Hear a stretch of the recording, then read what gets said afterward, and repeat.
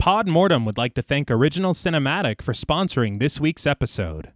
Original Cinematic is an independent production company that has made it their mission to create, produce, and promote films that are inclusive, honor women, promote the LGBTQIA+ community, and provide prominent positions and roles to POC actors and filmmakers, and promote the films of marginalized and underrepresented populations. These are all things that are extremely important to our podcast as well. Original Cinematic is currently accepting scripts and treatments. Both William and Xxena Rush are available via email or Zoom to discuss writing and provide input and resources to all aspiring writers, free of charge. Their information will be made available in the show notes. There may be delays due to a hectic schedule and all projects being read on a first-come, first-served basis, but everything will be read and responded to. William Rush has individually produced numerous projects, including Pack is Here, Before, The Cottage, The Winemaker, and Day by Day. Their multi-award-winning film Group premiered and was celebrated at multiple film festivals as well as screenings, both in person and via Zoom, that were made graciously available to us and our patrons. Original Cinematic has many exciting projects on the horizon. Their next film, Immersion, has been completed. The award-winning Sweetener is in development, Fetish begins shooting in September, and Encore will begin next spring. Their documentary Women in Conversation is slated for a September release, and we are looking forward to each and every one of them. It is truly an honor to partner with Original Cinematic, and we can't thank them enough for their contribution to our show. And now, back to our regularly scheduled program.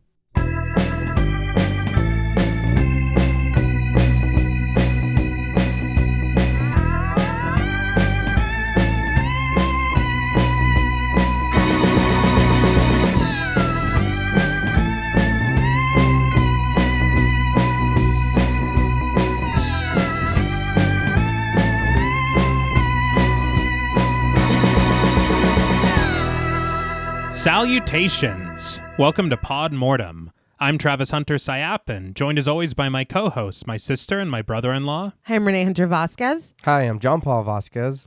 This week, we're broadcasting live from the Lone Star Motel, discussing the 2001 horror film, Joyride.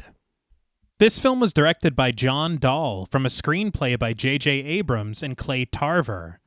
Drawing inspiration from road-related thrillers of the past, the creative team behind Joyride sought to tell a modern morality tale befitting of its era. With spectacular scenes of suspense, a relatable cast of characters, and a vengeful villain who is remarkably memorable despite rarely being visible, this film would achieve modest box office success, and in the 25 years since its release, still remains a trip worth taking for many horror fans. This film was suggested to us by friends of the show, Bree Scott, Scott Troutman-Wise, Megan M., TJ Bronson, Bay J., Cookie, Tanner Rutgers, Beth Bauer, Cassandra, Edmundo, AV, Tommy Norcal, and George L. Robertson. We'd like to thank each and every one of them for their continued support of the show, as well as this suggestion. So, Joyride. What were your first impressions on the film? I know I seen this back, not in the theater, but I know I watched it on DVD once or twice. I remember it being very silly or like, you know what I mean? I was like, this isn't a serious movie. Watching it again for the show, I was still correct. Mm-hmm. It's very silly. It's very cheesy. I think there's a lot of things. There's some times where I'm like, I don't know what the fuck, why you're doing that. But it's fun. It was a lot of fun. There was still a lot of moments that I was laughing, that I was like yelling at the TV and putting my hands up. But for what we get, there's not a lot of serious moments in the movie. But I mean, it does what I think it's supposed to do. You know what I mean? It entertained and it was fine. I know that I watched this as well. I'm sure me and T did when we were younger. I didn't remember anything but like the cover of the movie. And so I didn't really know what to expect. There's a point when I was like, is this going to be a monster movie? And I'll point out, is this a Cloverfield? No, I'll point out when we get there. But I did not know where we were going with this. And I think that there is a lot of silliness. But but for some reason it was still very entertaining to me. Yeah. Even not like, I don't have that like nostalgic lens to look back on it with. It was just kind of breezy. It's a quick watch. The ending wasn't great. It was honestly a little like anticlimactic, but I think overall it was just a fun watch. There were moments that had me laughing, moments that had me like, dude, are you fucking kidding? Like I was like getting some of the like dynamics between the characters were stressing me out in a very like cheesy popcorn kind of a way. And just the way that it feels, it is like this, you know, early 2000s. It feels very of that era. Yeah. And I kind of live there. I like the way that those movies feel. So this was a fun watch. Is it a great movie? No, it's not. But is it an entertaining one? I think it is. And T had said something about there being multiple alternate endings. And I'm very curious to see what those were because, like I said, the one that we end up with, I was just like, all right, like, of course it's going to end that way. Like, you know what I mean? It feels like such a, just like, womp womp. Okay, roll credits. I don't know, but I'm interested to learn what the other ones were because I had fun with this one, even though it's like, I don't know. I had fun. Yeah. And you're right. There are a few alternate endings, and they do take it to some interesting places that are quite different. Okay. But yeah, I was thinking about this whenever we decided to cover it. It was on our most requested list. Yeah. And so I can imagine that a lot of people have a lot of nostalgia for it. Yeah. I think that we did watch it when we were younger, but to me, it's like one of those early 2000s horror films, almost like Vacancy, where you're like, oh yeah, I guess I did watch that. I don't, Yeah, but you don't have any memory Right. like of anything. But I think rewatching it for the show, I think it's a perfectly serviceable thriller. It's fun where it needs to be.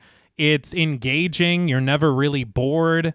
It's like a popcorn movie, like you said. Yeah. And I don't see any issue. Not everything needs to be more than that. Right. True. And one thing I forgot to mention is I love a petty ass villain. Oh my God. And this has got to be top 3 petty villains that we've talked about. Top 5. Easy. Yes. At a certain point, I was like, get over it. Like, No, Jesus no, for real. Christ. It was really, you never should have called me a fat ass Kelly Price energy. No shit. And I'm here for it. I'm here for it. It's going to entertain me every my single God. time.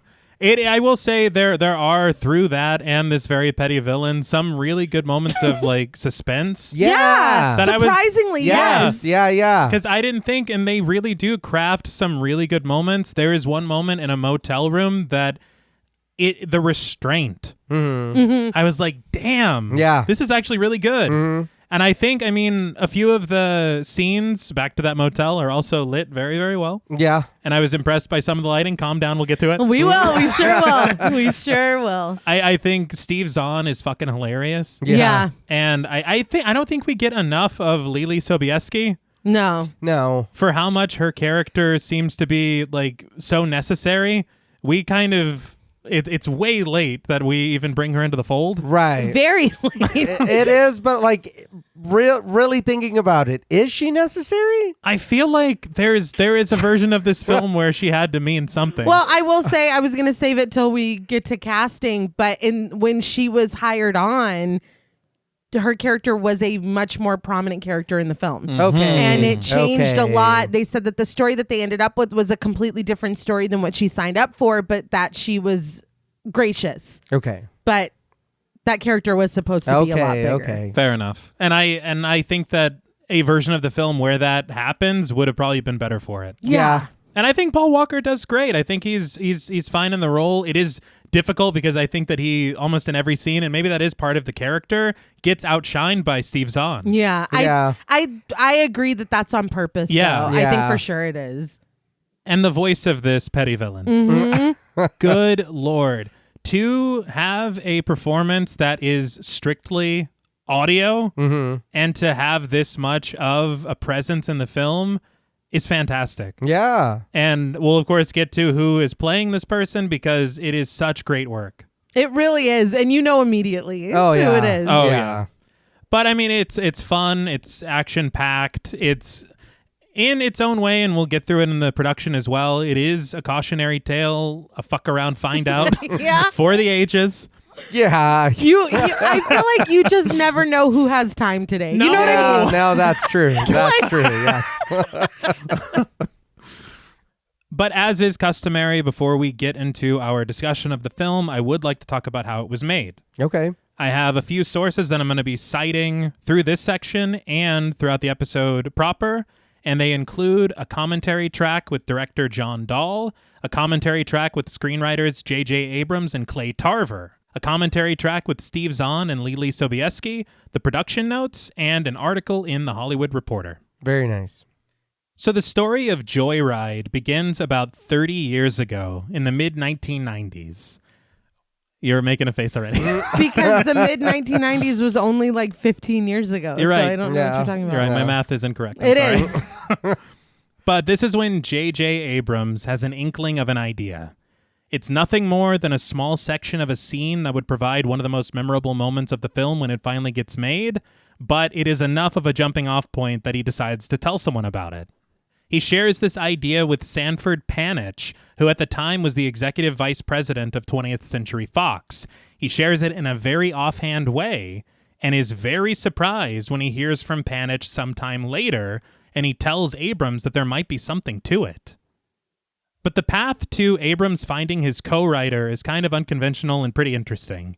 It turns out that just a short time before this, Abrams had featured in a small comic relief role in the 1996 remake Diabolique opposite Donald Logue. Okay. What? Yeah. Abrams, at the time, recognized Logue from some spots on MTV in the early 1990s where he had played a character called Jimmy the Cab Driver. I was unaware of these. Yeah. Wow. That just unlocked a nasty core memory. Wow. But the pair would talk about those spots while they were on the set between takes, and they also discussed their career trajectories at the time. Okay. Learning that Abrams was beginning to make a name for himself as a writer, Logue called up his best friend and director of those Jimmy the Cab Driver spots, Clay Tarver. Tarver had been trying to break into the business himself, and so Logue makes the introduction between him and Abrams, thinking that Abrams can teach Tarver a thing or two about screenwriting. And Abrams does. Okay. Over the course of a year and a half, he basically teaches these very casual lessons of screenwriting and helps him learn how to format a story and write a script. Okay. But at the end of these lessons, this is when Abrams had heard back from Panitch. And he decided that they were going to move forward on this idea that he shared with him. And Abrams says that he wants to write a proper screenplay for it. And he asks Tarver if he'd be interested in writing it with him as his first major project, which I thought was pretty neat. Yeah.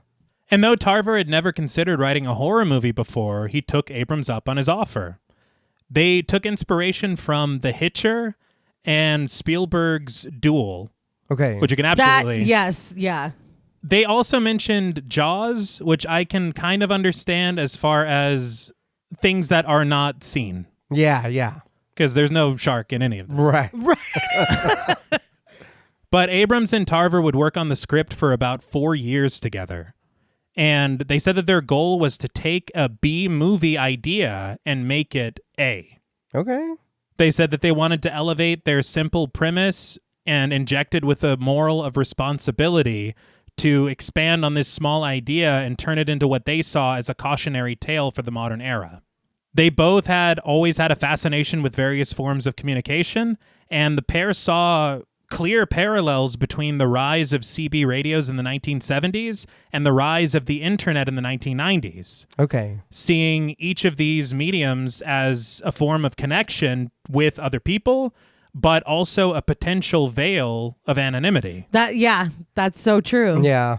But in making this comparison, they wondered, what could this anonymity allow us to do or make us feel safe doing that maybe we shouldn't? And they were also really intrigued by the idea of watching people suffer the consequences for doing something that literally any of us could do. Okay.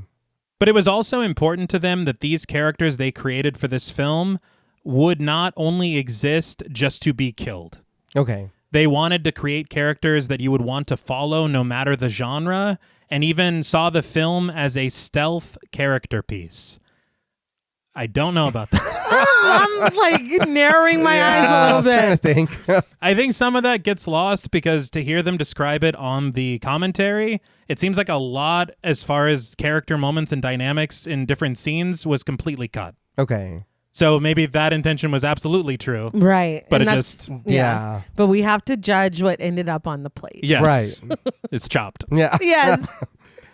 But when the screenplay is finally finished, Abrams, who was initially meant to direct the film, couldn't due to scheduling conflicts with other projects, namely his television show Felicity, which I think was entering its second season at the time. So their search for someone to helm the project led them to John Dahl, who was selected based on his previous works Red Rock West and The Last Seduction. The producers said that they needed someone who could take a thriller, infuse it with humor and humanity, all while capturing the American landscape. And though it's easy, they said, to find a director who could do one of those things, they felt that the only one who could do it all was John Dahl. Very good. Okay. He should put that on his business card. Yeah. But the film would finally enter production in July of 1999 under its initial title of Squelch. Oh. I'm not a fan either. No. I did see people online that are Okay. like, why didn't they keep Squelch? I get it. Shake your head. No. It's like it was a repulsion at first, but it's like, no, I kind of get it, but it's still not good. I still don't like it. No. It is, I believe, in the UK and Australia, it's called Roadkill. Oh. I'm not mad at it. No. Better than Squelch. Better than Yeah.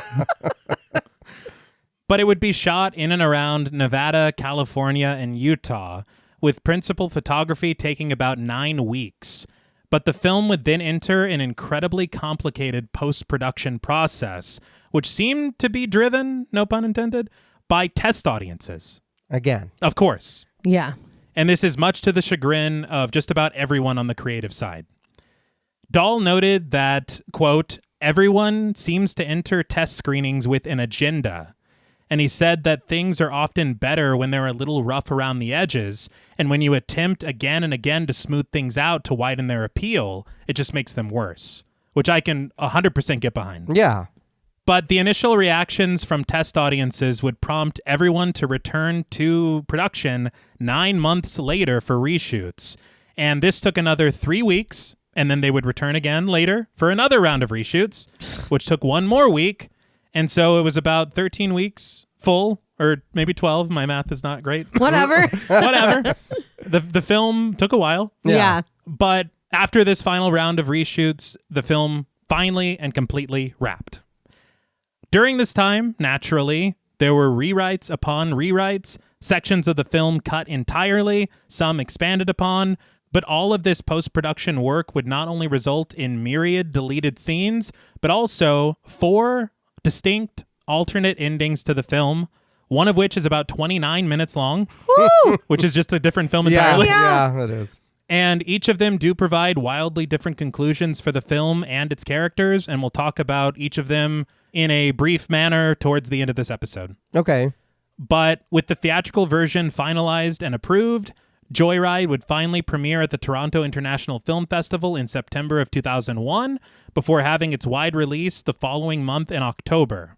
And despite its very difficult production, it would get decent reviews and achieve modest box office success, making about $36 million against its $23 million budget. Okay. Okay. And it would also spawn 2 straight-to-DVD sequels, Oh. which is the sign of a quality franchise. Yeah.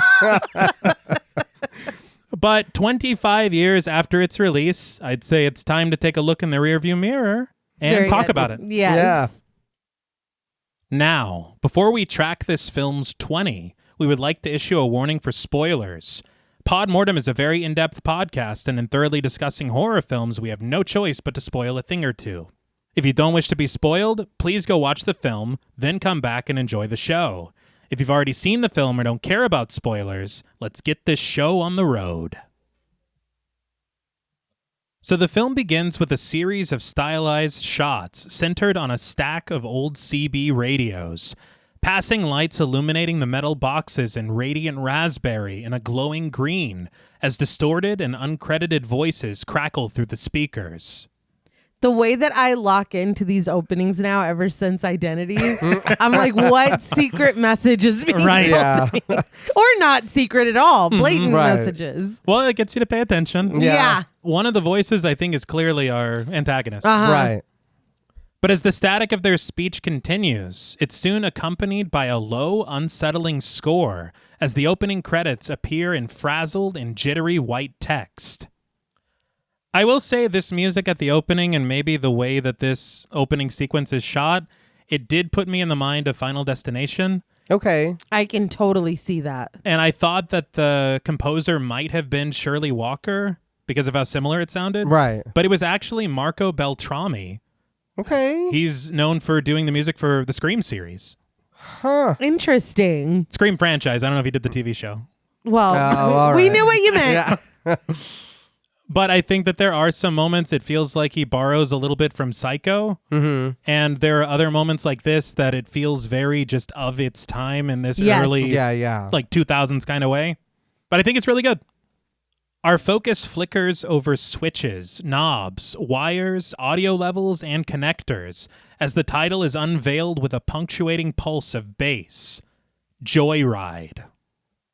As truckers chat in code and lament incoming inclement weather, a woman's voice floats through the fray of fuzz, complaining about college life, and we then find our way out of the montage to rise above a stack of textbooks and cluttered items on a dorm room nightstand, where we discover Lewis Thomas, played by Paul Walker, lying in his bed and on the telephone.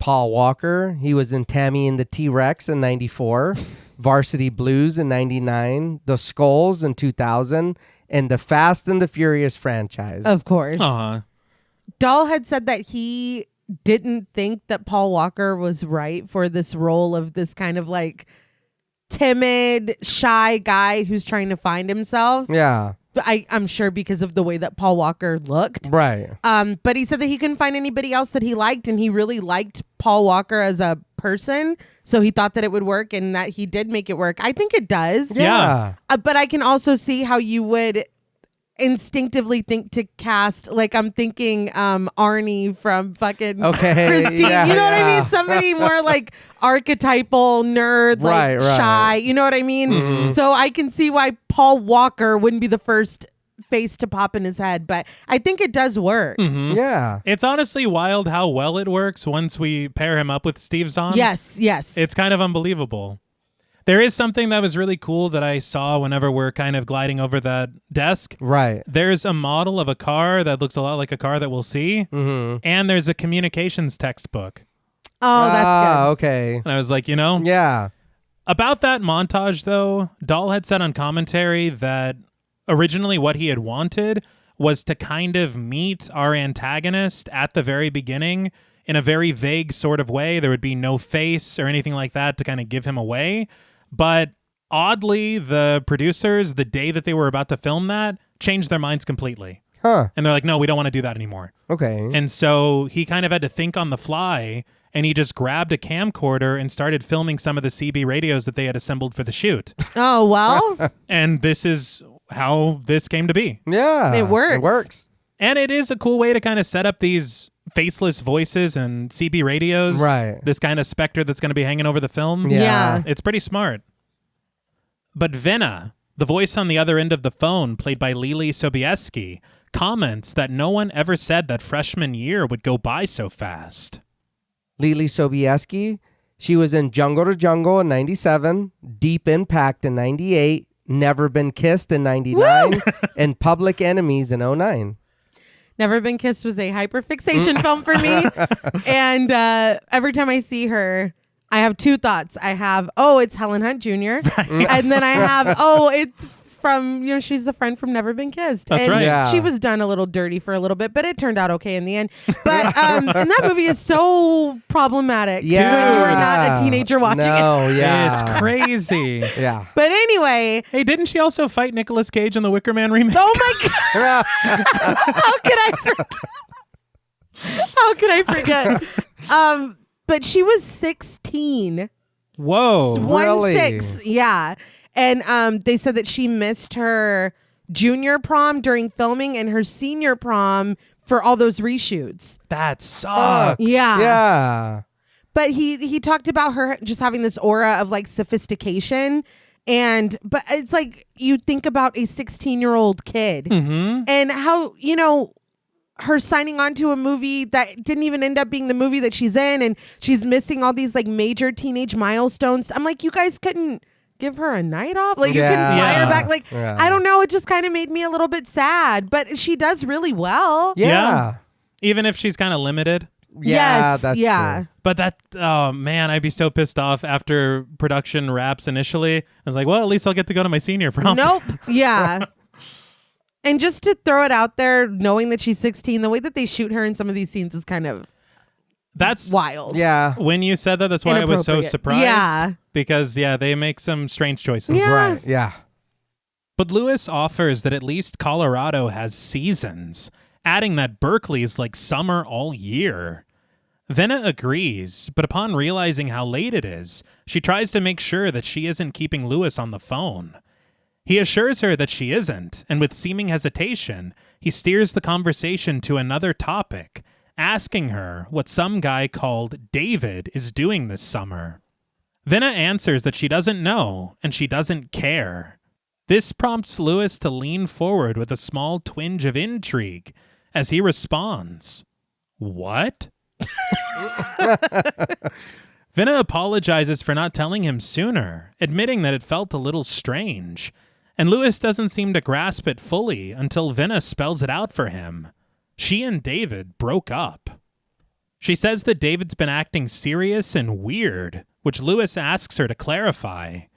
Venna states simply that she already told him what David was like, but before she can go into any more detail, Danny, Lewis's roommate, played by Stuart Stone, lurches up from his blankets in the bed across the room, switching on his bedside lamp to get a good look at Lewis.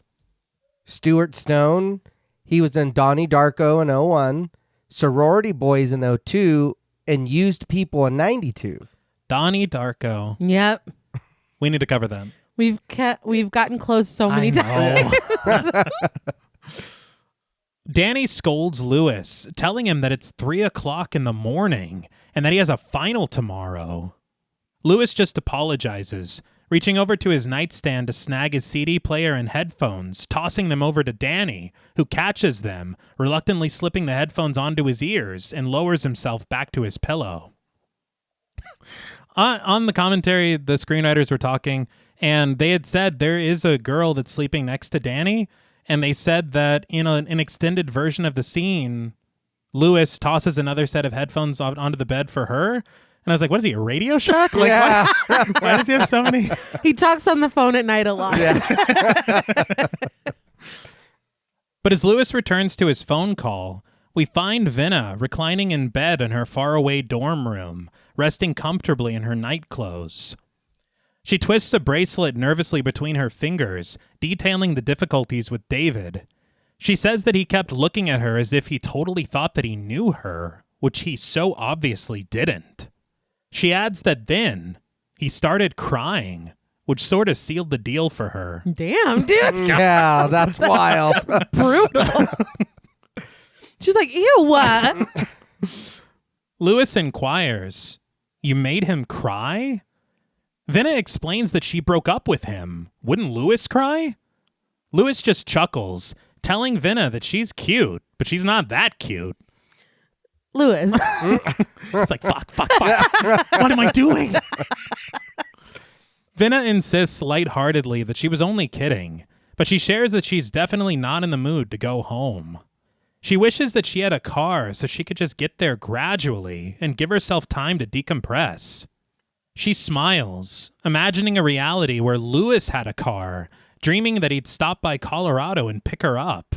They could have an adventure, the two of them, and a windshield. Upon hearing this, Lewis sits up, digging into a nearby drawer to retrieve an airline ticket. He flips past the cover to peruse the printed text, where at its center rests a pertinent permission. This ticket is refundable. The phone pressed to his ear, Lewis proclaims, "I have a car." Vinna doubts this, but Lewis insists that he does. Didn't he tell her? Vinna maintains that he definitely did not, but Lewis just reiterates with plastered-on pride. Yeah, well, I got one. I totally believe you. Yeah. We press in on the refundable ticket clutched in his fingers as the pounding percussion and power chords of You're Mine by Cinematic kick into gear, and we move to the next scene. The following morning, we dip down from the decorative flags hung high above a used car lot, descending to find Lewis sitting behind the wheel of one of the more affordable offerings. Beneath the sticker broadcasting the price of $1,100 on the windshield, Lewis inspects the car's interior, his arm resting comfortably across the top of the bench seat up front. A car salesman, played by Basil Wallace, sidles up to the open driver's side window, leaning down to begin a proper pitch. I will say I recognized him from an episode of Burn Notice. But the salesman smirks. Sexy choice. Which I thought was a wild place to start. Lewis seems delighted to hear this, though, and the salesman elaborates. Vintage 1971 Chrysler Newport. Its V8 engine revs, and we find the two-door hardtop hitting the road, a beaming Lewis behind the wheel as the opening credits continue overhead, across the vast landscape surrounding the endless stretch of asphalt. I thought that this was cute. Yeah. Yeah. Of him being like, yeah, no, I totally do. And then him immediately hustling out to go get a car. That was cute. But as Lewis pulls into the unpaved parking lot of a gas station, we overhear his conversation with his uncredited mother on the telephone. He explains that he changed his plans and that he's no longer flying back. He bought a car and he's driving home. His mother responds incredulously that he's doing so by himself, but Lewis corrects his mother, revealing that he's actually thinking about picking up Vinna on the way. We then watch as Lewis enters the gas station, snagging a popsicle to enjoy on the porch next to an uncredited stranger. He's just living his best life, dude. Yeah. But his mother's silence on the phone eventually inspires his prompting, and he asks, "Mom?" And as we dip down from the utility pole of a roadside power line, we see Lewis standing within the walls of a phone booth, his mother finally answering him, offering an apology and unconvincingly telling him that that's great. When he asks her what's the matter, his mother shares that his brother just called. He was arrested again, drunk and disorderly. When he was like, I'm gonna pick up Vinna, and she's like, oh, that's great. I was like, oh, so we hate Vinna. Yeah. I was like, what's the tea? And then it's like, oh no, your brother was arrested. Oh, okay. Lewis wonders where this happened. San Diego? But his mother tells him that it was actually Salt Lake City. Lewis lets out a deep and disappointed sigh, but his mother notes that he shouldn't worry about it. It's not his problem. Lewis just asks what his father said about it, and his mother answers that Lewis knows his father. He didn't even want to talk to his brother, saying that if he hasn't grown up yet, it's never going to happen. As Lewis hits the road again, his car cruising past a sign that broadcasts 11 miles to Green River, Utah, Lewis just scoffs his brother's name. Fuller. His mother's understanding voice echoes in his mind. I know. I miss him too. This is something, according to the screenwriters, that was supposed to be a much bigger deal in the film. Okay. Was this family dynamic? And there are a couple sections of the alternate ending that really pay off this whole conversation that we're having. Because we do not really, it's kind of just window dressing, is it called? Yeah, because Okay. it's just setting the tone for a character. You know what I mean? Yeah. Of he's the troubled one. Right, he's, right. you know, dad's mad at him or whatever. But that's all. Yeah. Yeah. And there's apparently a scripted ending that gets way too elaborate with like shit that I'm so It's- excited. Yeah. it's like, all right, I'm So glad excited. you went a little too far. But Lewis reaches into the empty seat next to him, unfolding a map to chart the proper route to Salt Lake City. And once he does, he slows down, wrenching the wheel to the left to pull an illegal U-turn through the median so that he can head in the opposite direction. But just as he does, the flashing blue and reds of a state police cruiser appear brightly in his rearview mirror, forcing him to pull over. Parked on the side of the road, Lewis pleads through the driver's side window to the approaching Officer Kenny, played by Brian Lechner, to just listen before he starts writing anything. The officer responds flatly, "License and registration, please." Lewis hands over the documents reluctantly, and as Kenny looks them over, he continues that he just found out that his brother's in jail and he hasn't seen him in almost 5 years. The good Samaritan that Lewis is, he explains that he's driving 200 miles out of his way to help him out. So that U-turn was really based on a whole, good deed scenario. Come on, man. He tried. Unmoved, the officer just scratches his pin across his pad, adding that he's also writing him up for a broken taillight. A surprised Lewis responds, "I have one of those?" We then see a pitch-black 18-wheeler passing behind the officer as he continues scribbling Lewis's ticket. Interesting. But at the police station, Lewis signs the release form given to him by the clerk, played by Mary Wycliffe. She slides him back his MasterCard and a receipt for the paid bail. But he lifts his eyes to a nearby corridor when he hears the voice of Fuller Thomas, his brother, played by Steve Zahn, who levels with the uncredited officer guiding him over to the counter by his handcuffs. Steve Zahn, he was in Reality Bites in 94, Saving Silverman in 01, Daddy Daycare in 03, and Diary of a Wimpy Kid in 2010. I want to shout out just a personal favorite. He is so good in That Thing You Do. Yeah. I love that movie so much. He is fantastic in this. Yeah. I know I've said it a lot already, but there's just, I don't know, his humor hits 100% of the time for me. Yeah, he's really funny. He is. I also want to shout out Riding in Cars with Boys. There you Yet go. another Drew Barrymore hyperfixation film for me. But I knew that Steve Zahn was in this, but for some reason when they're describing Fuller, he's simply not what I expected. No. I didn't think that his brother was going to be Steve Zahn. No. So it was kind of like a pleasant surprise. Mm-hmm. Dahl had said that he met Steve Zahn when he came in and read for another one of his films, and he knew him to be a very talented dramatic actor, and he didn't know until after that he's known for being funny, and he had no idea. And so when it came to this character, he thought that the way that Steve Zahn is able to do both would be perfect, and he was completely right, because he's so funny that you almost forget what a piece of shit he is. Yeah. But what I thought was interesting was that for the character, apparently Steve Zahn had shown up with a beard and long hair because he thought that it made more sense for the character, but he had to cut it all off because I guess production or producers did not agree. Okay. But I kind of want to see what that looks like because this is a pretty clean haircut. Yeah. For what? Where? Yeah. that we're, portraying. But Yeah. whatever his hair looks like, whatever his beard might have been, he is kind of perfect for this character. When we see him, I was like, huh. And as the movie goes on, I was like, man, that's a perfect choice. Yeah. It for them as brothers, it's so weird because on paper you'd be like, whatever, dude. But seeing them together, it's like, oh, they totally play as brothers. Yeah. Yeah. Dahl had mentioned that, and he said that even throughout the production, they started taking on each other's mannerisms. That's It's great. fantastic. But Fuller acknowledges that he's well aware of how frustrating the prison system in this country must be for the officer. Repeat offenders, the unrehabilitated. He adds that he watches American Justice with your host Bill Curtis. But he insists that he's different. He's reformed. He's strong.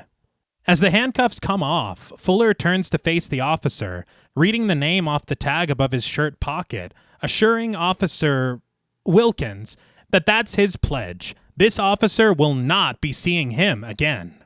He proclaims that 2 strikes is enough for Fuller Thomas. I was like, 2? Some people got to learn the hard way. Lewis scratches a quick signature across the merchant copy of the receipt, looking up again at Fuller, with Fuller finally noticing his brother standing before him. Fuller offers a bewildered, "Hey," as the years of their estrangement seem to hang heavy between them. Unsure of what to say, he settles on something benign. "You look tall. Taller than me." It's like, we got to start somewhere. No. Lewis just asks him how it's going. It's like, I was in jail. Yeah. Not great, Bob. And Fuller can't help but chuckle before offering his brother a handshake and a hug, admitting that he's a lot better now. The pair smile as they embrace each other, Fuller in disbelief that Lewis came all the way to Salt Lake City just for him. Lewis reminds him that technically he's still his brother. He's like, family, or whatever. Or whatever. A bright smile stretches across Fuller's face, the older sibling getting the attention of a nearby stranger as he gushes, "Hey, this is my brother!" He clutches Lewis's face with both hands, still smiling and expressing the depth of his gratitude. But he's finally pulled away when another clerk, played by Mackenzie Satterthwaite, calls him over to sign out. Lewis follows him over as the clerk slides over a paper bag of Fuller's belongings. He tells his older brother that he's supposed to be picking up a friend and that he's kinda running late. Lewis explains that he really just wanted to see how Fuller was doing and to take him wherever he needed to go because he really needs to hit the road. He glances around the station impatiently as Fuller slides the signed form back to the clerk, the older brother asking Lewis where he's going. When he answers Boulder, Colorado, and that he'll be going home after, Fuller breathes a sigh of relief. Oh, perfect. He snags his bag of belongings and heads for the exit as he adds that that's great. You had to see that coming. Oh, yeah. You think he's just going to be like, well, talk to you later. It's Yeah. like, dude. And Lewis is like, what? Yeah, What? you had to have seen that coming. And I will say, I know that they haven't talked in a while, but it is a little fucked up to be seeing your brother and you're like, yeah, I just came to see you real quick. Yeah. I got to go, dude. But we then find Fuller riding passenger in Lewis's car as the brothers speed down the highway together.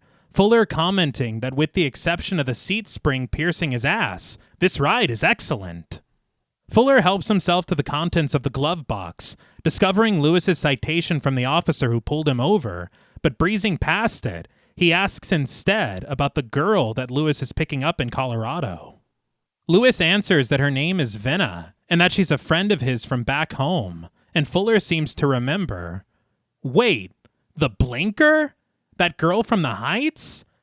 He offers an impression of Xxena, his eyelids flickering, asking if it was the girl who would do that all day long.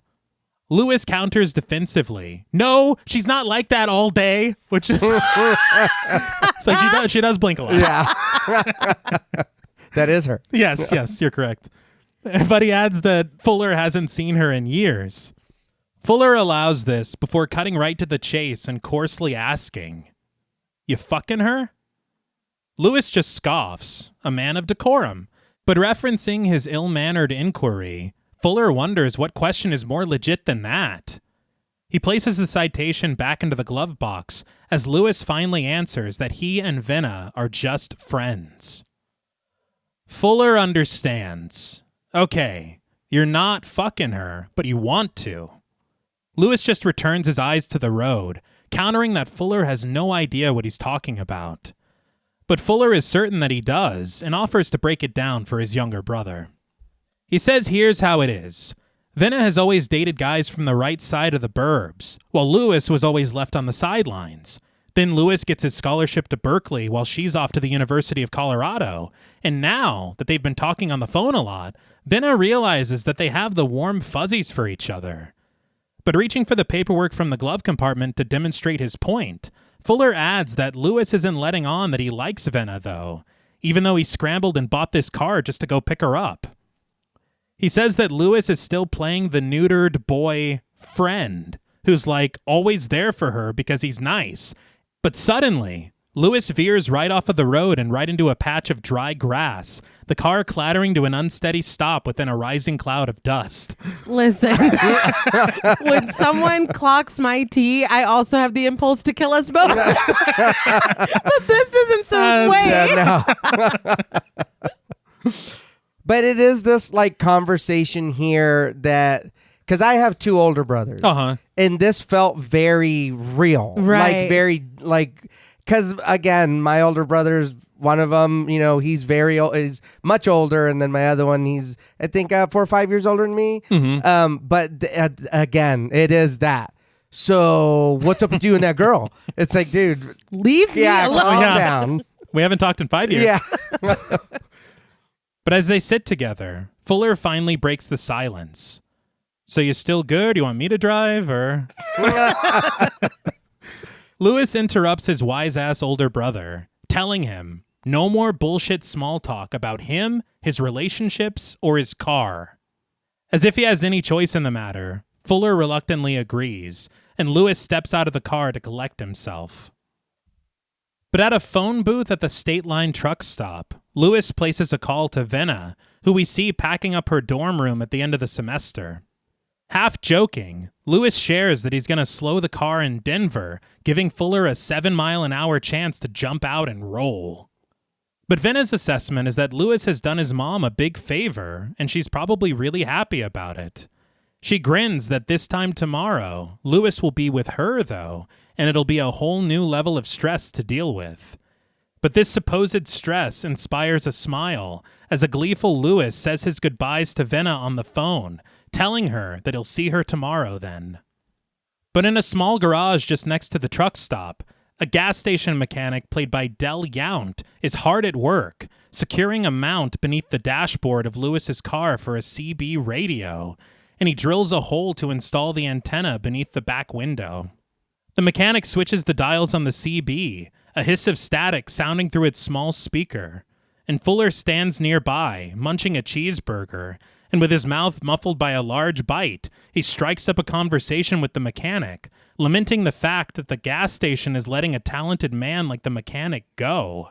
But he looks on the bright side, noting that this job kicks ass, with his trailer right there and a view of the landscape. I feel like we missed part of the conversation. Yeah. They've really gotten to know each other. Yeah. I don't understand. He's like, they're firing me, by the way. It's like, what? But with the installation complete, the mechanic just snags his equipment, just as Lewis returns from the phone booth, his folded up map bobbing out of his back pocket as he approaches the antenna now sticking straight up out of the back of his car. He wonders what it is, and Fuller answers simply that it's a CB radio, calling it an olive branch. When Lewis doesn't see it as anything more than a hole in his car, Fuller sidles up to his younger brother, quietly confiding that he talked the mechanic down to $40. Dude, that's why you're getting fired. Yeah. Or maybe it's also kind of fucked up for Fuller. He's like, wow, you need... Oh, man.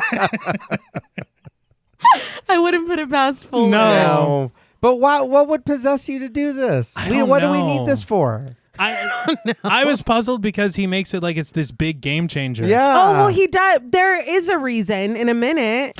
All right. I think he's trying to be helpful, but he's doing it in a very him way. Okay. So it's not actually helpful. I think it does. It ties back to the citation he found. Yes. Because it's like, I hear you just fucking reckless. Yes. Yeah. But when we return to the road, donning a fake Southern accent, Fuller broadcasts over the airwaves. Breaker 19, we need a westbound. Mashing the talk button on the microphone, he provides them both with nicknames. You got Black Sheep here riding front door with, Mama's boy. It's like, dude. That's funny, though. And that does harken back to that familial dynamic. Yeah. If he's the black sheep of the family and Yeah, so Mama's that's boy, true. I mean. Which is sad. He's like, I'm embracing it, dude. You gotta. Lewis cuts his eyes at his older brother before returning them to the road. But Fuller continues that they're barreling down I-80 Eastway, wondering if anyone out there can see any bears from their rocking chairs. Lewis just chuckles as an uncredited trucker calls back that Black Sheep has a 40-mile clear shot except for Jamestown, where he's got himself a Kojak with a Kodak at 185. See? Yeah, so it works. Okay. That's a cop with a radar gun for the layman. Yeah. How many candles you burning? What's your 20? Fuller rejoices that there aren't any cops until Jamestown, and Lewis beams when he's given permission to speed like a motherfucker for the next 40 miles or so. The trembling, arpeggiated chords of Nothing Lies Still Long by Pell Mell sounds over the radio as a second uncredited trucker chirps over the speaker, calling in through code to inquire about the weather. He's answered by a gravelly-voiced trucker who answers calmly that it doesn't matter, not from his rocking chair. He notes that some people like it when it rains, and that it's gonna rain hard tonight, which will keep everybody else inside. Despite not saying anything strange or out of turn, Lewis grimaces. What the hell's with this guy? I was like, he was just fine. That was intuition, I think. Yeah.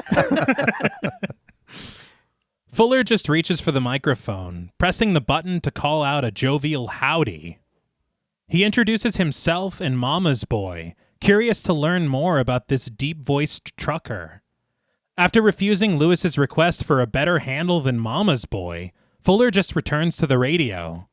Hey, Rain Man, what's your 20? But a juvenile idea suddenly arrives in Fuller's mind, and he asks Lewis, Hey, can you do a woman's voice?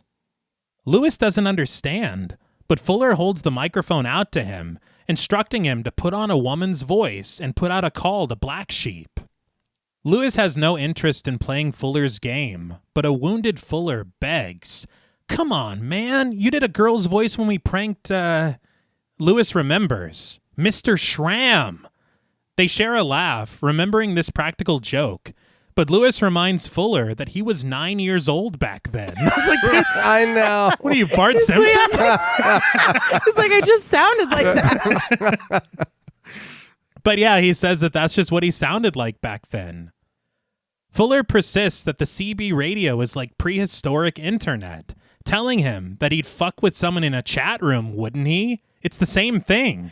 I love that they were like, we really want to comment on the similarities. And Yeah. they're like, this is just like the internet. Let's just put it flat out. And that's literally a line from the production notes. They literally say, I think it was J.J. Abrams, he's like, it's like a prehistoric internet. I don't know though.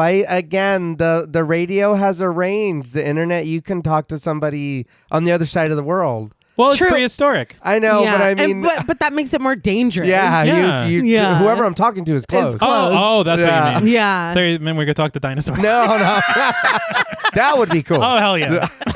Though I don't know if we'd know what they say. No. So it's Jaws, it's Jurassic Park. But Lewis is still hesitant until he finally relents when his older brother offers him a punch in the arm, forcing the microphone into his hand. He directs his younger brother. Say, hey, Black Sheep, this is, Candy Cane. He promises Lewis that he'll be amazing. And with a scoff and a shake of his head, Lewis finally presses the talk button. With a high, breathy, and feminine voice, Lewis does as told, calling out to Black Sheep as Candy Cane, gushing that she's been looking for him all day. He tosses the microphone back to the laughing Fuller, who jokes that was horrible. It's like, thanks a lot. Yeah. Fuller then responds as Black Sheep, bellowing a hello to Candy Cane, assuring her that he's right on schedule. He passes the microphone back with instructions. Now say, I'll see you later tonight, honey. He urges Lewis on as to make it feel like a real conversation, and Lewis follows his older brother's direction, confirming their reunion with a breathy whisper. Black Sheep is all about it, claiming to be pulling over and promising to see Candy Cane's beautiful eyes in the PM. Silence overtaking the car, Fuller glances down the coiled cord and at the box beneath the dashboard expectantly. When Lewis asks him what all of that was about, Fuller tells him to just wait. And almost on cue, the red and yellow bars of the audio meter light up at the arrival of the gravelly-voiced trucker that they heard earlier. He rasps, Candy Cane, come on. Fuller just cackles. I knew it! These guys are so fucking horny! With renewed vigor, Fuller urges Lewis to get the trucker going, get him all worked up, and then in the middle of it say, hey, Guess what? I'm a dude. I just don't. I know. I just don't understand. Yeah, I don't. Can we just drive to Colorado, please? Like, Jesus, Fuller. I know. My I know. note was, what? That's the end game here. We got to give these guys something to jerk off. Yeah. I just It's don't. like we're providing a service. I just don't get it. So they're doing something good. Yeah. It's like, this is our olive branch, remember? Lewis just burst out laughing, certain that he could never do that. But Fuller spurs him on with another punch in the arm and the promise that it'll be fun. I don't know if Lewis's common sense is located in his shoulder or something. Yeah. It's like every time he hits it, he's like, you got it, boss. Fuller begs and he pleads, goading him on until Lewis finally presses the talk button, calling out to the trucker with reluctance in Candy Cane's breathy whisper. He asks, "Hey there, who's this?" Through the hissing static, the gravelly-voiced trucker, his voice provided by an uncredited Ted Levine, answers, Rusty Nail. We talked about him, Silence of the Lambs, Mm-hmm. and Shutter Island. Yes. Yes. And The Hills Have Eyes remake. Yeah, Oh, that's that's right. I forgot. That's right. Yeah, no, I Check wanted that to. out. Yeah. You recognize his voice immediately. Oh, yeah. yeah. They said that this was done in post-production. That's wild to me. Yeah. Wow. And it was funny because Dahl said that Ted Levine was not his first pick for Rusty Nail, but he had mentioned to J.J. Abrams that he wanted a kind of suspenseful ending like Silence of the Lambs, and he thinks that him mentioning Silence of the Lambs made J.J. Abrams think of Ted Levine. That's Okay. funny. So, I mean, it works. He does great. Yeah. On the DVD, they have like sections where you can listen to, I guess, other actors who did like voice auditions. One of them was Eric Roberts. Okay. Well, you know, it's interesting. All right, yeah. Ted Levine. Yeah. Ted Levine. Yes. Yes. It was really funny to me. Dahl had said on commentary that he asked about the name Rusty Nail. And he asked, quote, "Does this name come from a long stretch of inactivity in sexual matters?" And Clay Tarver said no. Okay.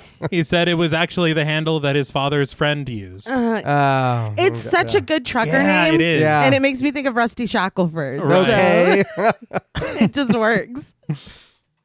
But Fuller is over the moon, commending his brother's performance as Lewis continues his conversation with Rusty Nail as Candy Cane, cackling between clicks when he isn't quite sure what to say, but he seems to be holding his own without any of Fuller's prompting. Candy Cane laments the long drive ahead of her, and when Rusty Nail says that he understands, she suggests one thing that makes it easier sometimes, pretending that the person she's talking to is right next to her. As Fuller stifles his laughter, Lewis continues as Candy Cane, swiping a line right from Venna to snag Rusty Nail, hook, line, and sinker. "Why don't you pretend that I'm sitting there with you, just the two of us, and the windshield?" Rusty Nail is into it, and Lewis shushes the overjoyed Fuller before offering a description of Candy Cane to Rusty Nail.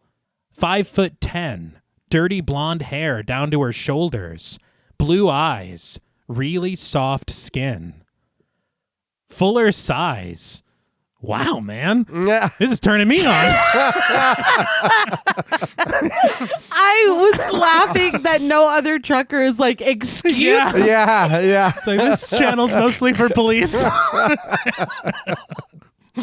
They're just like, let them cook. Yeah. Sweating. Exactly, yeah. I gotta pull over, dude. But Candy Cane continues her come on. "And if I were there, Rusty Nail, you know what I'd do?" Rusty Nail implores her to tell him, leading Fuller to scream, "Awesome!" It's like, we can hear you. But Candy Cane honors his request, telling him that she'd make him feel good. Rusty Nail asks earnestly, "You would?" Candy Cane confirms this, but asks what Rusty Nail would do if she were there, and she wonders, Would he unbutton her blouse? Rusty Nail would. And now, with Candy Cane just standing there with her top off, she wonders, what would Rusty Nail do to her? But Rusty Nail offers a moment of honesty. He's never really done this before. The brothers are absolutely losing it.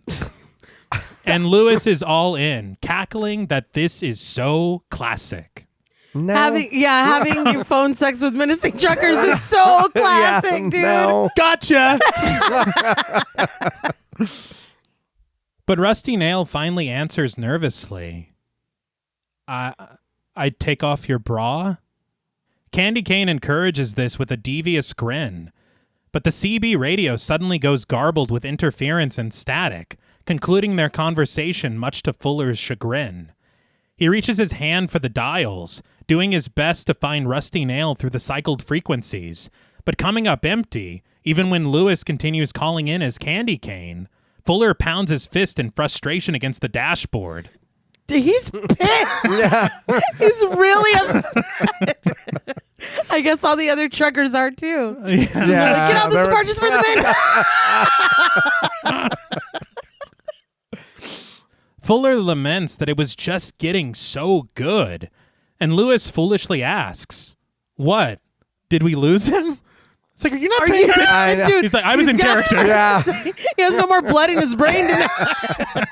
So you're going to have to take over driving? He doesn't even know where he is right now. A disappointed Fuller answers that they did, but he compliments Lewis's performance, telling him that he's quite a gifted CB prank caller when he commits to it.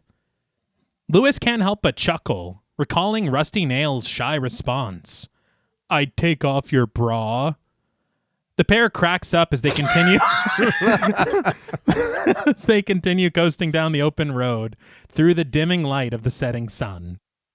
So I read in the production notes that they were determined to find the most remote stretches of highway they possibly could for this film. Okay. They said that they wanted it to be where even at night, even the lights of nearby towns wouldn't be visible to them. Oh, all right. Okay. And so they scouted locations in Utah and Idaho, but eventually found what they were looking for in a 300-mile stretch of Interstate 80 in northern Nevada. Okay.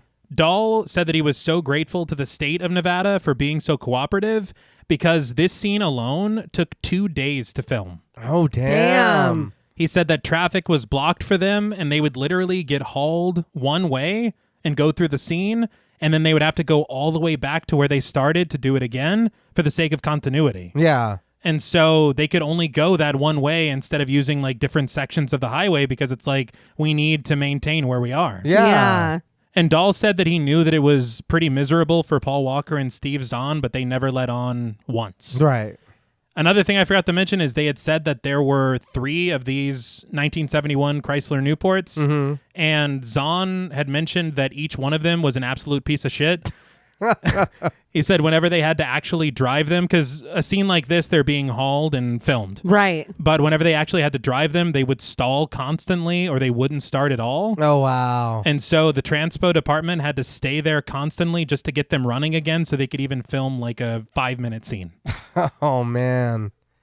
But an 18-wheeler passes them by in the opposite lane, and once the trailer obstructs our view, we get a pretty neat match cut through the trailer of another 18-wheeler, which is just outside of the Lone Star Motel, the beaming bright neon sign out front, cast through the darkness and the downpour of rain.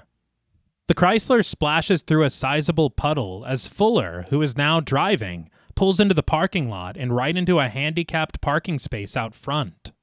The camera arcs around the car, and we peer at them through the rain-occluded windows as Lewis scolds his brother for parking there. The brothers bathed in the red light of the neon sign. Fuller tells Lewis that there are plenty of empty spaces everywhere, and it's not like he's just going to get out and run inside. Yet another giallo. Mm-hmm. It's so interesting. What is it? Duel, Jaws, all the themes are like, what do you call it? Influences that they were able to blend into this film. Mm-hmm. Mm-hmm. You're driving me crazy. I'm driving. That's really good. That's really good. But it is a giallo. No. Just that simple. But Fuller instructs Lewis to wait in the car because he's going to go get them a deal on a room. He rushes through the rain in a rather insensitive display of incoordination before finally reaching the front door of the manager's office. So I did want to say this Lone Star Motel was actually a real location that they had found in Wells, Nevada. Okay. The production designer is a guy called Robert Pearson, and he had actually worked with Dahl on several films before this one, but he had scouted a lot of locations, and it was during this scouting that Pearson took a lot of evening photographs of these locations. I guess he took them with a really long exposure. And in doing so, the effect that this photography had on the colors of what he photographed turned out to be really interesting to him and Dahl. And they decided to try to recreate what they captured in the look of the film. They brought on the cinematographer, Jeffrey Jur, and kind of showed him these photographs as examples of what they were hoping to achieve. Right. And I think that through this sequence, as far as the visuals of the film are probably its peak to me. I feel like there's really something special about how the colors look in these neon lights. Well, we know that you like Giallo. Yeah. I do. That's true. Yeah. That part's true. Yeah. It starts to feel... You've got me off my game. It starts to feel more like a horror film. Yeah. Okay. Yeah. But once the rain-soaked Fuller enters the main office, he finds the furious Ronald Ellinghaus, played by Kenneth White, berating the night manager behind the desk, played by Luis Cortez. Ellinghaus shouts that if one more goddamn maid knocks on his door asking about towels... It's like, what's the problem? I know. I hate this guy. Oh, yeah. And it only gets worse. Uh-huh. The manager offers a sincere apology, promising that it won't happen again. But this doesn't pacify Ellinghaus, who barks back, "Sorry my ass," and he demands to speak to the night manager's boss. He seethes. "I want the real manager. The white one." What? The one whose first language is fucking English. That was wild. Yeah. I was not expecting that in this movie. And No. there is no... This is I not a wonder what he meant. microaggression. Yeah, I know. Yeah, I wonder what he meant. Yeah, no. Was that guy racist? Having heard enough of Ellinghaus's bullshit, Fuller calmly interrupts, kindly requesting, "Can I get a room for the night? And you can disturb me all you want. I love towels." Ellinghaus rages that he isn't done here, which Fuller acknowledges, but when he tries to explain himself, Ellinghaus threatens that he hasn't slept in 2 days, and so Fuller better not mess with him. So that's when you say, "Looks like you're in for a long sleep then," and then you knock him out in the lobby. And everyone claps. Yeah. Yeah. With a harsh point into Fuller's shoulder, Ellinghaus warns that he should just take care of his own shit before he returns his ireful eyes to the night manager. Fuller backs away, offering a silent peace sign as Ellinghaus grumbles, "Mark my words, asshole. Tomorrow morning, a long talk with your manager." Lewis watches from the passenger seat of the car as the large man looms over the manager, Ellinghaus adding, "And your brown ass is gone." Who is this guy? I know. I don't know. It's like, "Hey, Lewis, hit him with the car real quick." Yeah. This is beyond. Yes. He forces his way past Fuller, cursing him as a fucking punk, before crossing through the rain, offering Lewis a stern look as he climbs into the driver's seat of his car.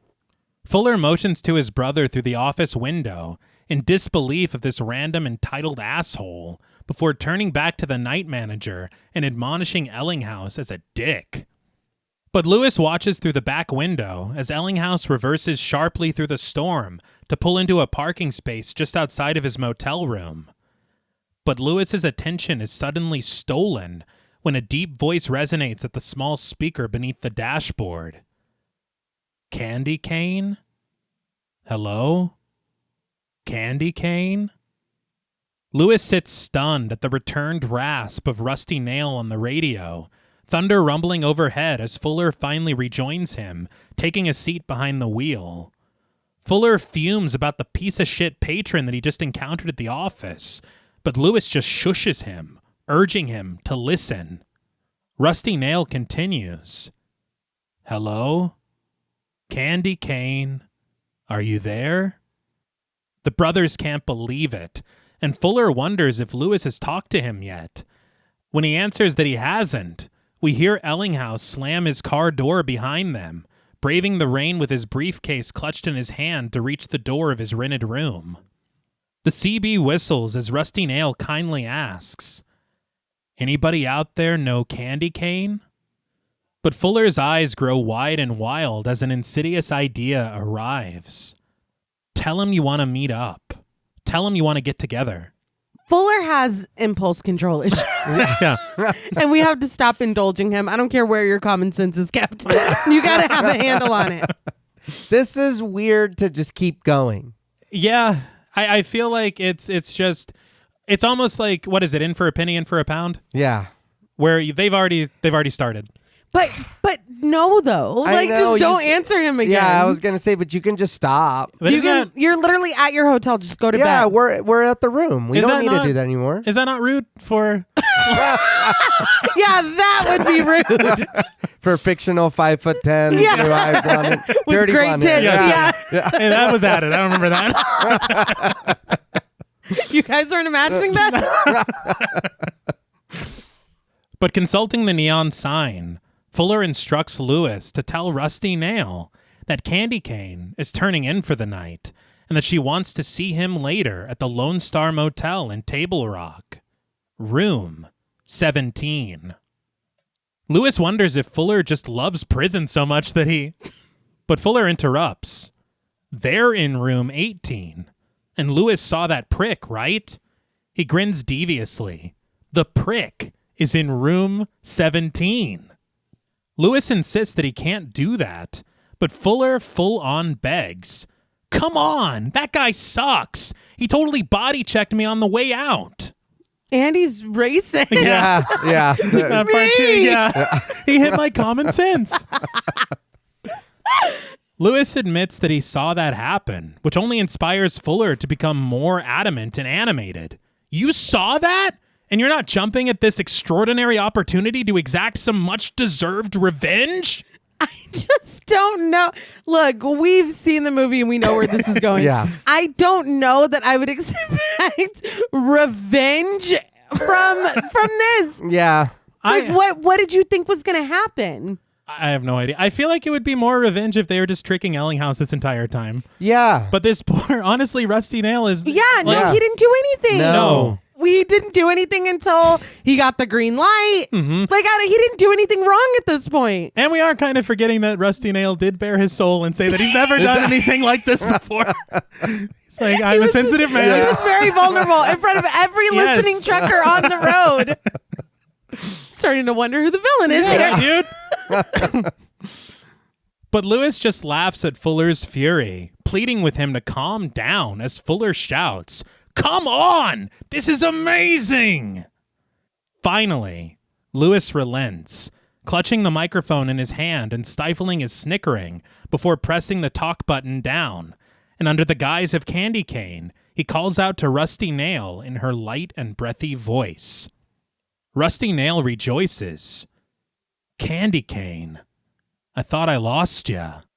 But Candy Cane supposes that fate wouldn't allow that. But she's glad to know that Rusty Nail is still thinking about her.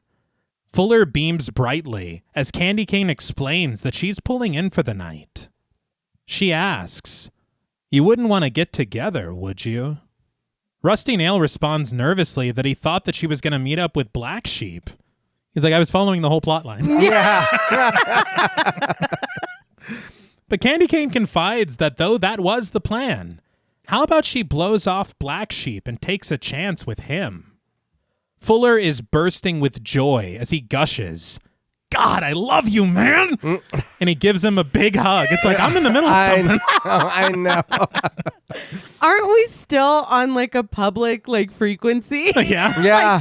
We really Black Sheep could have chimed in, and then this could have been like a radio drama. Yeah. Yeah. Well, But you know, it's like, what the hell? yeah, Candy Cane. Everyone's listening with popcorn in Yeah, there. I would have loved that.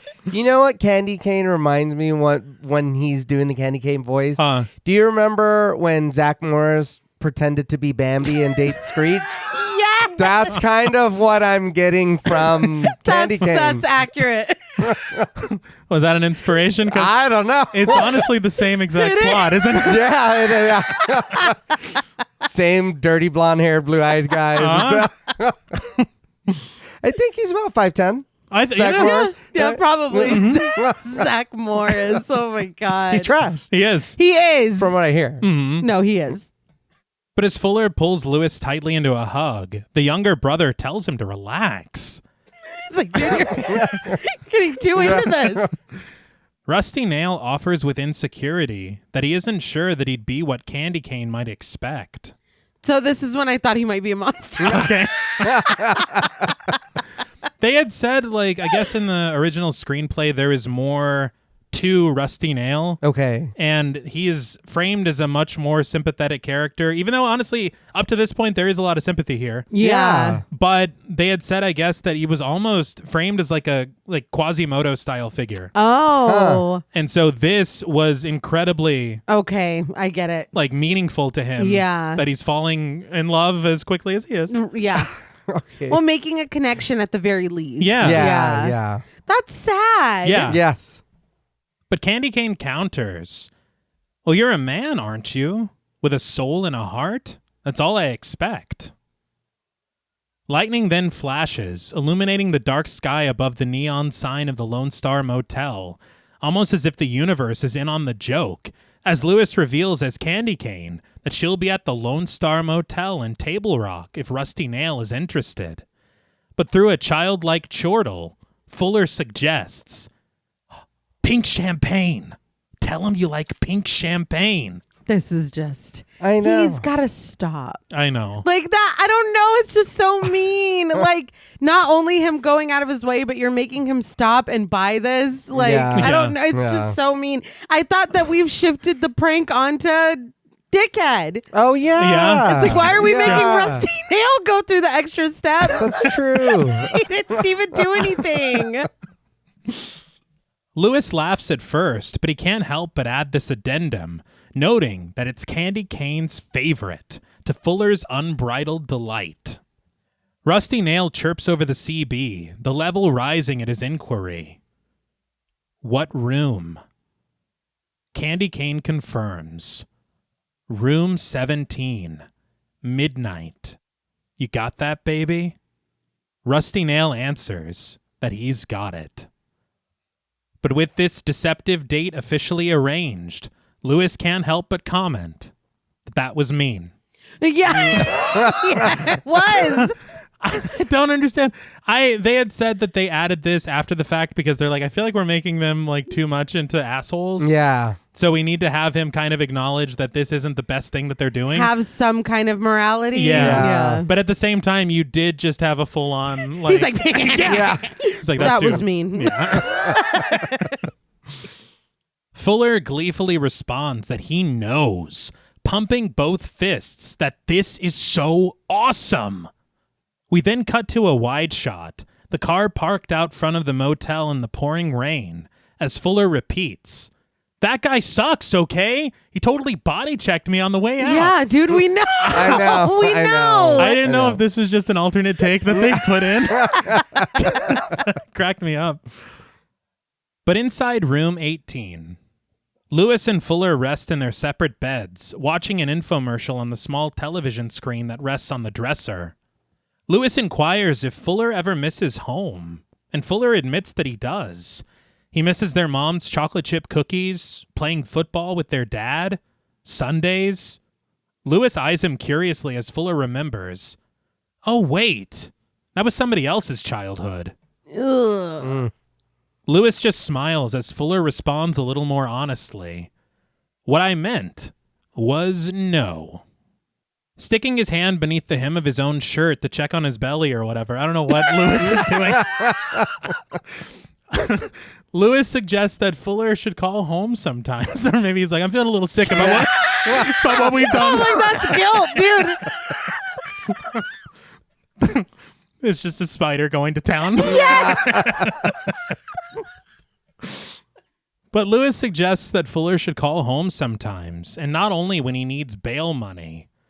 Fuller supposes that that's fair, but how often is that? When Lewis insists that he's serious, Fuller counters that he does call home, but he knows exactly what their father would say as soon as he hangs up the phone, that Fuller is the world's biggest loser. And he adds that that's coming from a plumber. That's coming from a guy who wears a full-length lime green jumpsuit to work every day. All right, okay. Calm down. It's like plumbers are the backbone of I'm like, dude, don't do too much. No, noble profession. But as the second hand on the vintage clock on the nightstand next to them inches closer and closer to midnight, Fuller sums it up. They don't need me. I don't need them. And he notes that it works like a charm if you repeat it enough. That's sad. Yeah. See, and this is why I feel like it's so crucial to have some kind of payoff for all this that they're talking about. Yeah. Fuller whacks the remote control against his thigh to get it to work.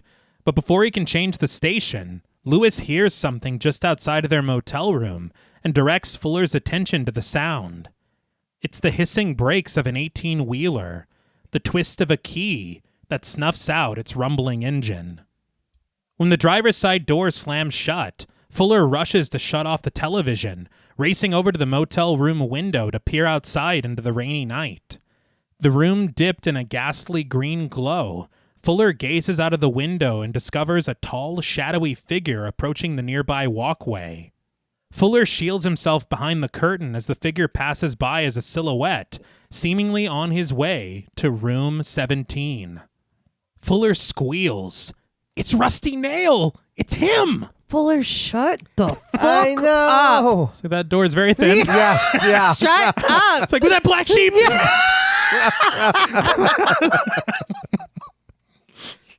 Fuller presses his eye to the peephole of their unlocked door as Lewis looks on, listening in as a heavy hand pounds the thin door of room 17. They had said originally that we were supposed to see out of the peephole and kind of have more of an insight as to everything that's going on right now. But Dahl decided to kind of leave it all a mystery and have the scene play out as it does, where we kind of know exactly as much as Lewis and Fuller do. Okay. I like it like that, honestly. 100%. I feel like it maintains the suspense much better. Yeah. And then when we kind of find out what happens later, it's like, what the fuck? Yeah. But muffled through the wall, the brothers hear an irritated Ellinghaus awakened by the commotion, calling out and demanding to know who the hell it is. A nervous Rusty Nail replies through the rain. I brought the drink. Fuller wheezes a laugh and, still standing by the door, declares to his brother that this is amazing. I would be throwing up. Yeah. Genuinely, Yeah. I would feel so fucking bad that he came so like earnestly and you brought the I don't know Yeah, why dude. I'm really bothered by him stopping for that champagne. That's kind of like I don't know, it's just Because so he went sad. out of his way to get Yeah. it. Yeah. And you imagine him at the counter and he's like, I have a date tonight. And Yeah. Yeah. It's breaking my heart. And it's like proof of, like on To Catch a Predator when they're like, bring some pizza or whatever. yeah. It's like proof that, I don't know. It's just sad. Like, no, that is Rusty Nail. It's Yeah, Rusty that- Nail yeah. for sure. An insistent Rusty Nail reiterates that he brought the pink champagne. Ellinghaus opens the door, wondering if this is a goddamn joke or something. Lewis and Fuller then listen in, inching closer toward each other, the shot centered on a framed painting of a passing ship in the night. I loved this. Yes. And I also, nobody mentioned it on the commentary, but I didn't know if that is like a physical representation, this painting of that idiom of a passing ship in the night. Yeah.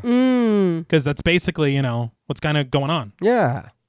But perplexed, Rusty Nail asks the man, "What are you black sheep?" When their voices grow somewhat indistinct in the neighboring room, Lewis and Fuller press their ears to the wall to listen in closer. We press in on the painting as an annoyed Ellinghaus inquires, "What are you, fucking with me? Standing in the dark?" That line scared the hell out of me because it's like, oh, he doesn't want him to see his move. Yeah. He's fucking in the shadows. He orders Rusty Nail to show him his face. Fuller snickers that Ellinghaus is such an asshole. But Lewis isn't laughing, his face stern and serious, when suddenly, Through the storm, the unmistakable sound of a struggle emanates from the other side of the wall, and when this clatter finally concludes, a gasp, a gurgle, and choking noises are all the men hear before room 17 goes completely silent. Sure, it's fine. I'm sure it's fine. Let's never speak of this again. No. Yeah. Fuller sticks his finger into his free ear, pressing his other one flat against the neighboring wall to no consequence. He can't help but comment, "That was strange." Lewis concurs, but he offers something more. "You know what I think happened? I think someone might have gotten hurt." Fuller is certain that they would have heard that, but Lewis insists that they just We did. did. Yeah. We absolutely did. Lewis adds that that was a gasp. He says he's worried that Rusty Nail might have gotten hurt. But the woefully foolish Fuller counters, "That wasn't a gasp. That was a laugh." Come on, man. They're like, "Oh, they got you too. All right, man. I'll see you later." Those guys. Those Thomas brothers. But certain of the sound that he heard, Lewis rushes back to his side of the bed, reaching for the telephone on the nightstand and dialing the front desk. Fuller scolds. "What are you, calling Mom?" He's really committed to the mama's point. But when the night manager answers on the other end, a rattled Lewis explains that they heard some disturbance from the room next door, room 17. Fuller just snarks, "Yeah, hi, this is the drama queen from room 18. But Lewis continues undeterred, describing the noise as something like a thud. Fuller just sighs, lowering his eyes to the motel carpet in disappointment. Unable to catch his breath through the nerves, Lewis says that he thinks someone might have gotten hurt, and he thought the manager might want to check that out, maybe? As he returns the receiver to the hook, Fuller suggests what he thinks will probably happen next. The prick is going to kill the night manager. I don't know why they're so confident in Ellinghouse's abilities. Yeah. We've never met Rusty Nail. No. But the harsh ring of the telephone in room 18 vibrates through the connecting wall, startling Lewis and Fuller as they peer through their mirror and in the direction of the sound. It continues to ring, and ring, and ring, until someone finally answers it. A deep voice responds calmly to the wellness check as the brothers listen in, but when all goes silent in room 17, the phone next to Lewis suddenly rattles to life with its ring, the young man answering it and receiving word from the night manager that the man in room 18 said that everything's fine. That's kind of funny. Yeah. Yeah. So that's the end of my involvement. And they kind of gave themselves away. Oh, absolutely. What, by calling? Yeah. It's like, what do you mean a wellness check? Yeah. Lewis lowers the phone back to the hook, sharing the news with Fuller, who now stands by the front door. He offers his younger brother a rather unconvincing, "What did I tell you?" as he reaches a trembling hand to the chain lock to slide it into place as he peers through the peephole. The score grows suspenseful as he returns to his bed, but Lewis rushes for the window, parting the curtain to scan the parking lot, discovering that Rusty Nail's 18-wheeler is eerily absent. And as we settle outside, surveying the Lone Star Motel across the street, Rusty Nail rides through the rain, his bright headlights piercing the night as he departs, splashing through the collected current of rain and disappearing into the dark.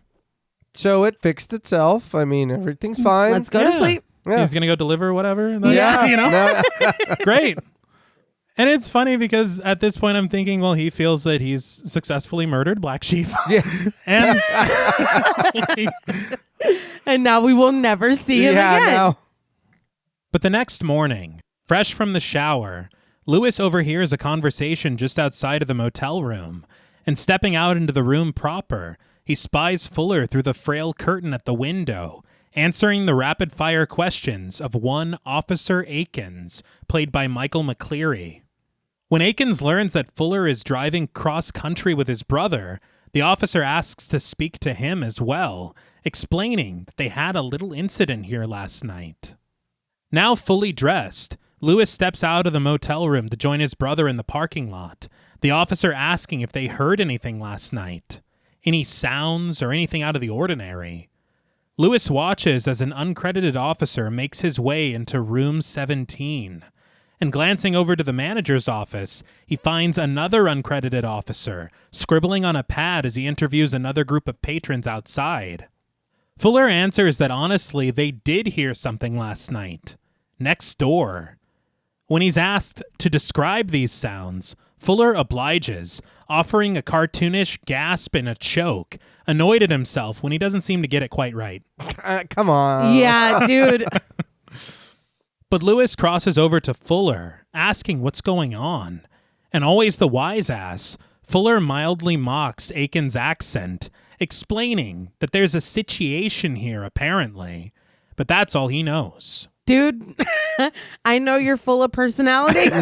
You got to learn when to dial it back. Yeah.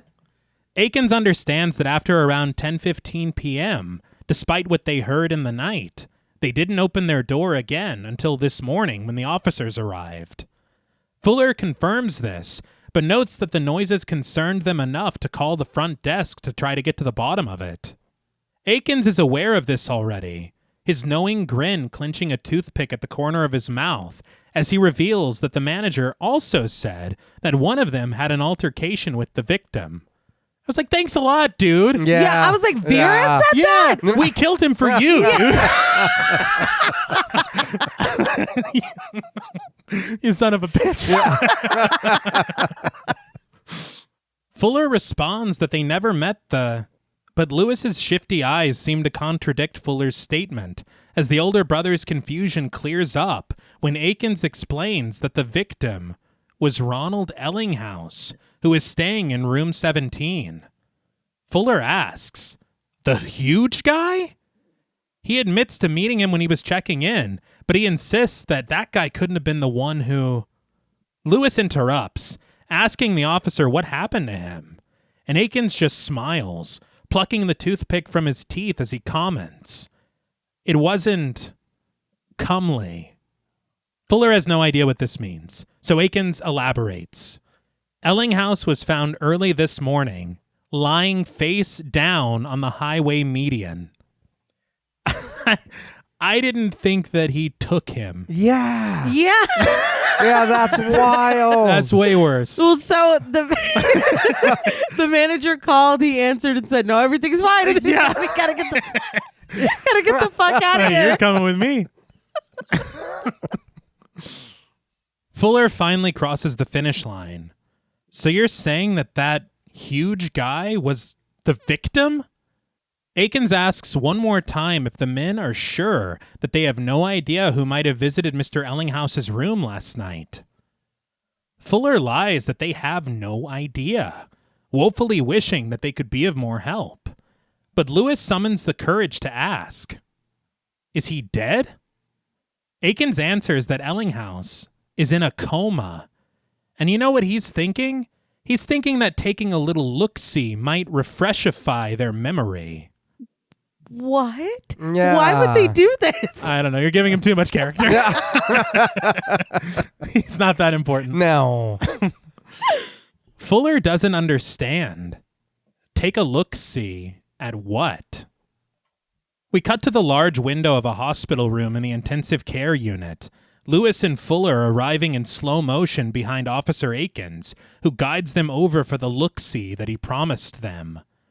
The brothers stand stunned, their eyes unblinking and widening with worry and shock, as Aikens explains without sugarcoating in the slightest. Ripped his jaw clean off. Lewis lowers his head into his hands, but Fuller is unable to look away as we spy Ellinghaus through the glass. The large man lies supine in his hospital bed, with his upper body enclosed in a plastic curtain, and as we press in, we see the flayed flesh at his wide-open jaw, his tongue lying loosely against a wrap of stained bandages beneath the exposed top row of his teeth. A respirator hisses as the nearby monitors beep incessantly in his somber and uncertain slumber. Am I under arrest or can I get out of I here? know. It's like, we didn't... We didn't do Why are this. we here? And I was kind of shocked at how fucking gruesome this was. Yeah. And it's so weird on commentary. It was on 2 different tracks. They were like, the only reason this movie's rated R is because we say fuck a lot. And I was like, what about the guy Yeah, that's... I don't know about that. Right, what about that guy? Yeah, I'm pretty sure. Pretty sure it's pretty rough. And goddamn, dude, Rusty Nail. Yeah. Yeah. It's like, give me that jaw, boy. Yeah. And then he steals him into the night. Well, he thought that's what he was going to get. Yeah. Oh my God. We cut abruptly to an interrogation room at the sheriff's office, where Lewis and Fuller now sit in front of an incensed Sheriff Ritter, played by Jim Beaver, who drops a heavy stack of folders in front of them. He labels these folders as his own personal file of ongoing shit that he has to deal with. And now, guess what? He's got himself another one. Speaking through the broom of his white mustache, he announces, Mr. Ronald Ellinghaus, laying 2 inches from dead in my jurisdiction.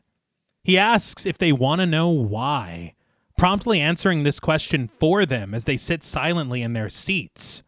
Because you sorry-ass punks thought you'd have some fun. He curses in frustration, which made me laugh. He just goes, fuck! Well, fuck. So we told him? Yeah. Dude, I was like, what? I was like, oh, Why? I could bet you know who did. Of Yeah, I course. know. But I would be like, there was this guy who kept saying he was Rusty Nail or something. I don't know what it was. We heard him through the door. We overheard him having phone sex Yeah. over the Yeah. TV He was earlier. really horny, he said. Ritter admits that he would keep them in custody if he thought it would help answer one of the 100 questions he has right now. But no, all they know is a damn CB handle and that maybe the perpetrator drives a truck. He fumes. Do you understand the kinds of shit I gotta grapple with now because of what you assholes did? He calls out to Fuller, who raises his eyes to meet the sheriff's. You got out of jail when? Yesterday? Oh, Yeah, yeah, that's pretty he's bad. got you on that one. Fuller returns his eyes to the table.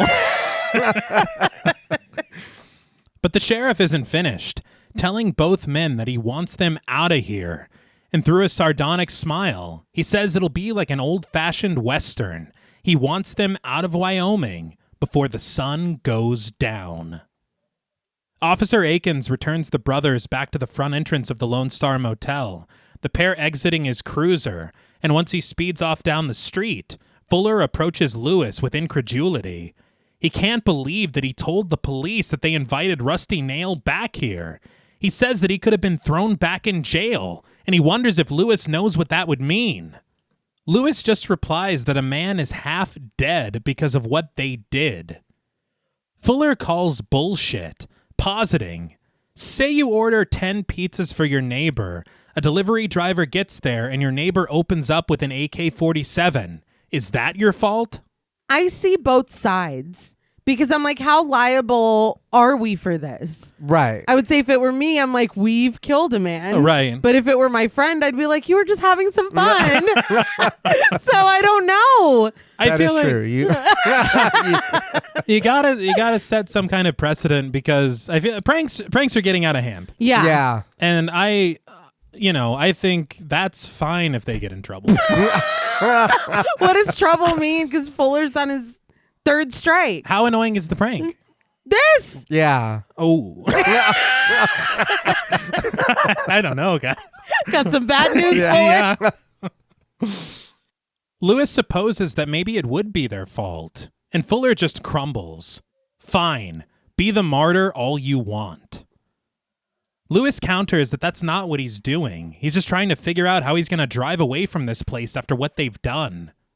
Fuller suggests that Lewis just do what he does, remind himself that in 100 years, he's going to be dead. He offers that that's the closest he's got to a philosophy. I guess. I don't. I feel like that can lead to Yeah. I don't. some pretty hedonistic. Yeah. But Lewis has had it, and as he fumbles through his keys to open the door to room 18, he declares that he's taking Fuller to Denver, and that's it. This seems to be more than fine with Fuller. I get that, like, if Fuller weren't in the car, none of this would have happened. Mm-hmm. But, like, you were having a lot of fun. Yeah, you was. wrote most of this. Like, Yeah, I mean, I feel like since he was the one with some morality and he is the one that, like, told on them or whatever, he's kind of absolving himself from everything. Right. And it's like, I feel like this is a wild experience that you had with your brother. Uh-huh. And now let's not ever talk on that CB radio again.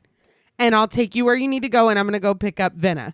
Right. Yeah. But the fact that it's like, no, fuck it, I'm dropping you. It's like, I don't know that we need.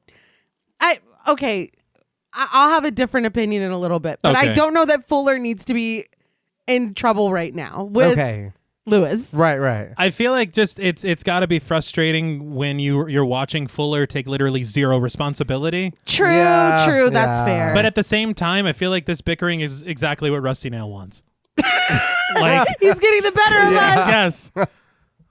But sometime later, we glide past the trailer and cab of an 18-wheeler, the percussion and the score plotting like a heartbeat as we hover just behind the Chrysler as it coasts down the highway, riding far from Wyoming and off into the setting sun. With Fuller fast asleep in the passenger seat, Lewis reaches for the microphone to call out over the CB. Eastbound looking for a westbound, for a bear report. I'm with you, dude. I would never use this again. Never. He's like, I do want to speed though. Yeah. It's like, that part was good. Yeah. But an uncredited trucker appears faintly through the static, answering in trucker lingo that there are never any cops on this stretch of highway. But as Lewis reaches down for the tuning knob to hear the man a little more clearly, a familiar voice suddenly crackles through the speaker of Lewis's CB. Candy cane? Rusty Nail's voice grows deeper, growling more insistently as the meter rises up into the red. A fearful Lewis shakes Fuller awake, Rusty Nail's repeated requests for candy cane rousing him right out of his rest. Anybody out there know Candy Cane? Or Mama's Boy? Ba Black Sheep? His eyes searching for the right response, Fuller cinches a nervous grip around the microphone before finally pressing the talk button down and directing Rusty Nail to join him over on Channel 23. It's like, so you could have had privacy. I mean, You could no, they wanted them to hear. That was part of it. I'm like, not answering is free. uh-huh. Yeah. And as far as you know, he just ripped a man's jaw off just for not being Candy Cane. Mm-hmm. So why would you interact with him at all? Let's talk about that.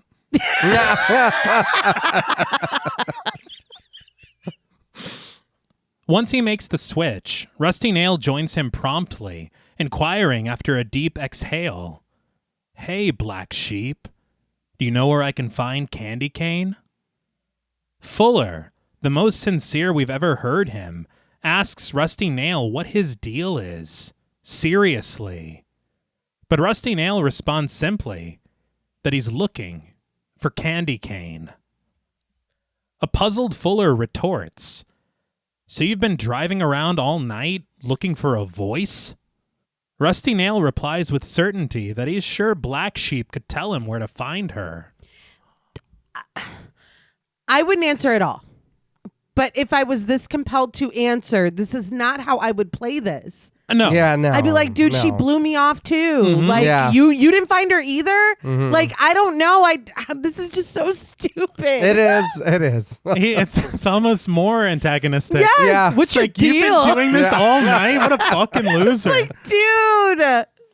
Grasping the gravity of the situation and realizing just how sexy it must have sounded on the CB, Lewis implores his brother to tell Rusty Nail that it was just a joke. But Fuller presses on, still playing along as Black Sheep, as he explains that he talked to Candy Cane about last night, and she said that she's not interested. Lewis lowly offers, "No, don't do this."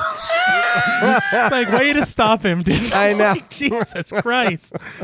He doesn't want to get involved. But Fuller concludes that Candy Cane isn't interested in Rusty Nail or his pink champagne. Rusty Nail just intones, I need to find candy cane. Lewis's concern grows by the second, his eyes darting between the road and his brother, as Fuller asserts that what Rusty Nail really needs is a highly qualified psychiatrist, not a psychologist, because he's gonna need some drugs. Lewis just silently shakes his head like, you hate to see it. But when Fuller adds that Rusty Nail is gonna need a lawyer because the cops are all over his ass, Lewis finally snatches the microphone away from his brother, coming clean. At first offering Candy Cane's light whisper, his voice suddenly deepens as he reveals that he was Candy Cane all along and that it was just a joke. Silence sings and a whir over the CB until Rusty Nail finally returns to the conversation with one simple request. Apologize. Fuller isn't about that at all, but the rattled Lewis tells him just to do it, and if Fuller won't, he will. Why would you not? Yeah. See, this is a little right here where I'm kind of like, but why? The cops took you to a dude missing the jaw. You Yeah. saw You that. know you were staying right next to him. Now it feels like he knows who the fuck you are. Mm-hmm. Why wouldn't you just be like, I'm sorry, dude. That was stupid. And one thing that really gets me right now that makes me a little annoyed at Lewis is so far during this conversation, it does appear that Black Sheep and Candy Cane are in two different vehicles. And so I don't know why he would be expecting Rusty Nail to hear Black Sheep apologize to him. He just doesn't want to do it. Yeah. It's like, do it, Fuller. It's like you were Candy Cane. Yeah. I didn't even think about that. Fuller refuses, a small smirk settling on his face as he presses the talk button, putting it to his lips and launching right into Rusty Nail's ass. Listen, you sick fuck. Lewis immediately shakes his head like, off to a bad start. Yeah. Fuller continues unleashing his fury. You pathetic, lonely, walkie-talkie freak show motherfucker. He tells Rusty Nail that he's not getting anything from him. And does he know why? Because Fuller has something far more powerful than his psychosis. It's called a volume knob. And the only thing that he needs to do to make Rusty Nail go away is to turn it counterclockwise. He barks, "You got that? You copy that?" Despite the abuse hurled at him, Rusty Nail responds coolly. You know, Black Sheep, you really ought to get that fixed. Fuller immediately takes the bait, asking, "Get what fixed?" And with his deep voice resonating in the rising red and yellow bars on the CB, Rusty Nail answers, "Your tail light." Ah! Okay, that was pretty good. That was pretty good. So I did want to say when I said Abrams had a single idea, a small part of a scene, and that led to everything, it was this moment right here. Okay. The camera arcs around the brothers as fear finally sets in for Fuller, his eyes tracing the vehicles that trail behind them on the road. Lewis reaches anxiously for his rearview mirror to get a better look, asking Fuller if he sees anyone back there. Fuller urgently answers that it's just cars and trucks, and he tells Lewis to just drive. Lewis responds flatly, "Oh my God." He wonders if Rusty Nail could have followed them all the way from the motel, but Fuller doesn't care, insisting that as long as they keep driving, they're safe. But Lewis makes a disquieting discovery when his eyes dart back to the dashboard. The orange line of the fuel gauge has drifted dangerously close to E. That's on y'all, Yeah. dude. Yeah. That's on y'all. That's crazy. Man, we were really going for it. Yeah. Fuller fumes at the sight of it, but Lewis stammers that it'll be fine. He remembers seeing a sign for a gas station in Laramie, and he knows that they'll have a phone there, and once they get there, he'll call Sheriff Ritter, and they'll be fine. Fuller seems on board for this plan, but when the men pass a sign on the side of the road that reads, Laramie, 73 miles, Lewis can't help but exclaim, Oh my God. He's right, though. Fuller tries to keep his brother calm, but this only inspires his brother's ire, Lewis shouting for his older brother to grab the map and help them find a solution, as there's no way they're going to make it to Laramie. The score rises suspensefully as Fuller discovers another nearby town on the map, and the curiously calm Lewis turns to his brother, asking, "How far is it?" It's like, what? Don't you realize what's going on? Cooler heads will prevail. When Fuller doesn't know, answering from his knuckle to his cuticle, Lewis shouts impatiently for a real answer, which Fuller finally provides.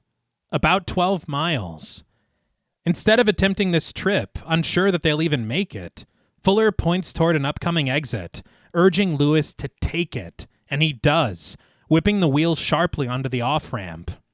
A shadowy 18-wheeler breezes past them, still speeding down the highway, but the loud blare of its horn echoes into the night as the Chrysler slips out of sight.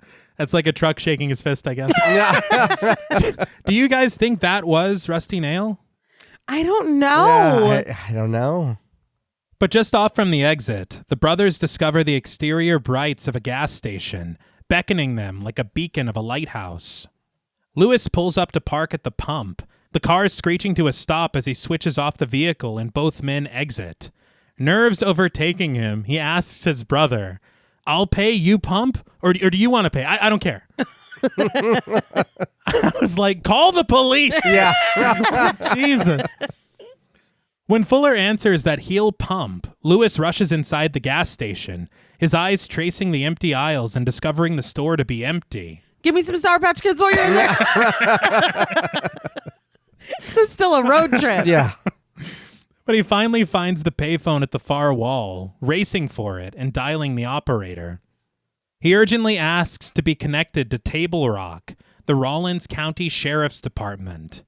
He watches through the window as Fuller selects the proper grade of fuel, glancing around worriedly as he raises the nozzle and places it into the gas tank. But through the night, a large white ice truck rides, eventually entering the parking lot to Fuller's wide-eyed worry, the young man watching as it pulls to a hissing stop at the distant diesel pumps. The driver, played by Satch Huzwanga, exits the vehicle, a metal bat slung over his shoulder. He knocks at the tall tires beneath the truck's trailer before making his way for the front entrance of the gas station. Fuller's eyes never leave the man, and he cowers behind the Chrysler until the truck driver is finally out of sight.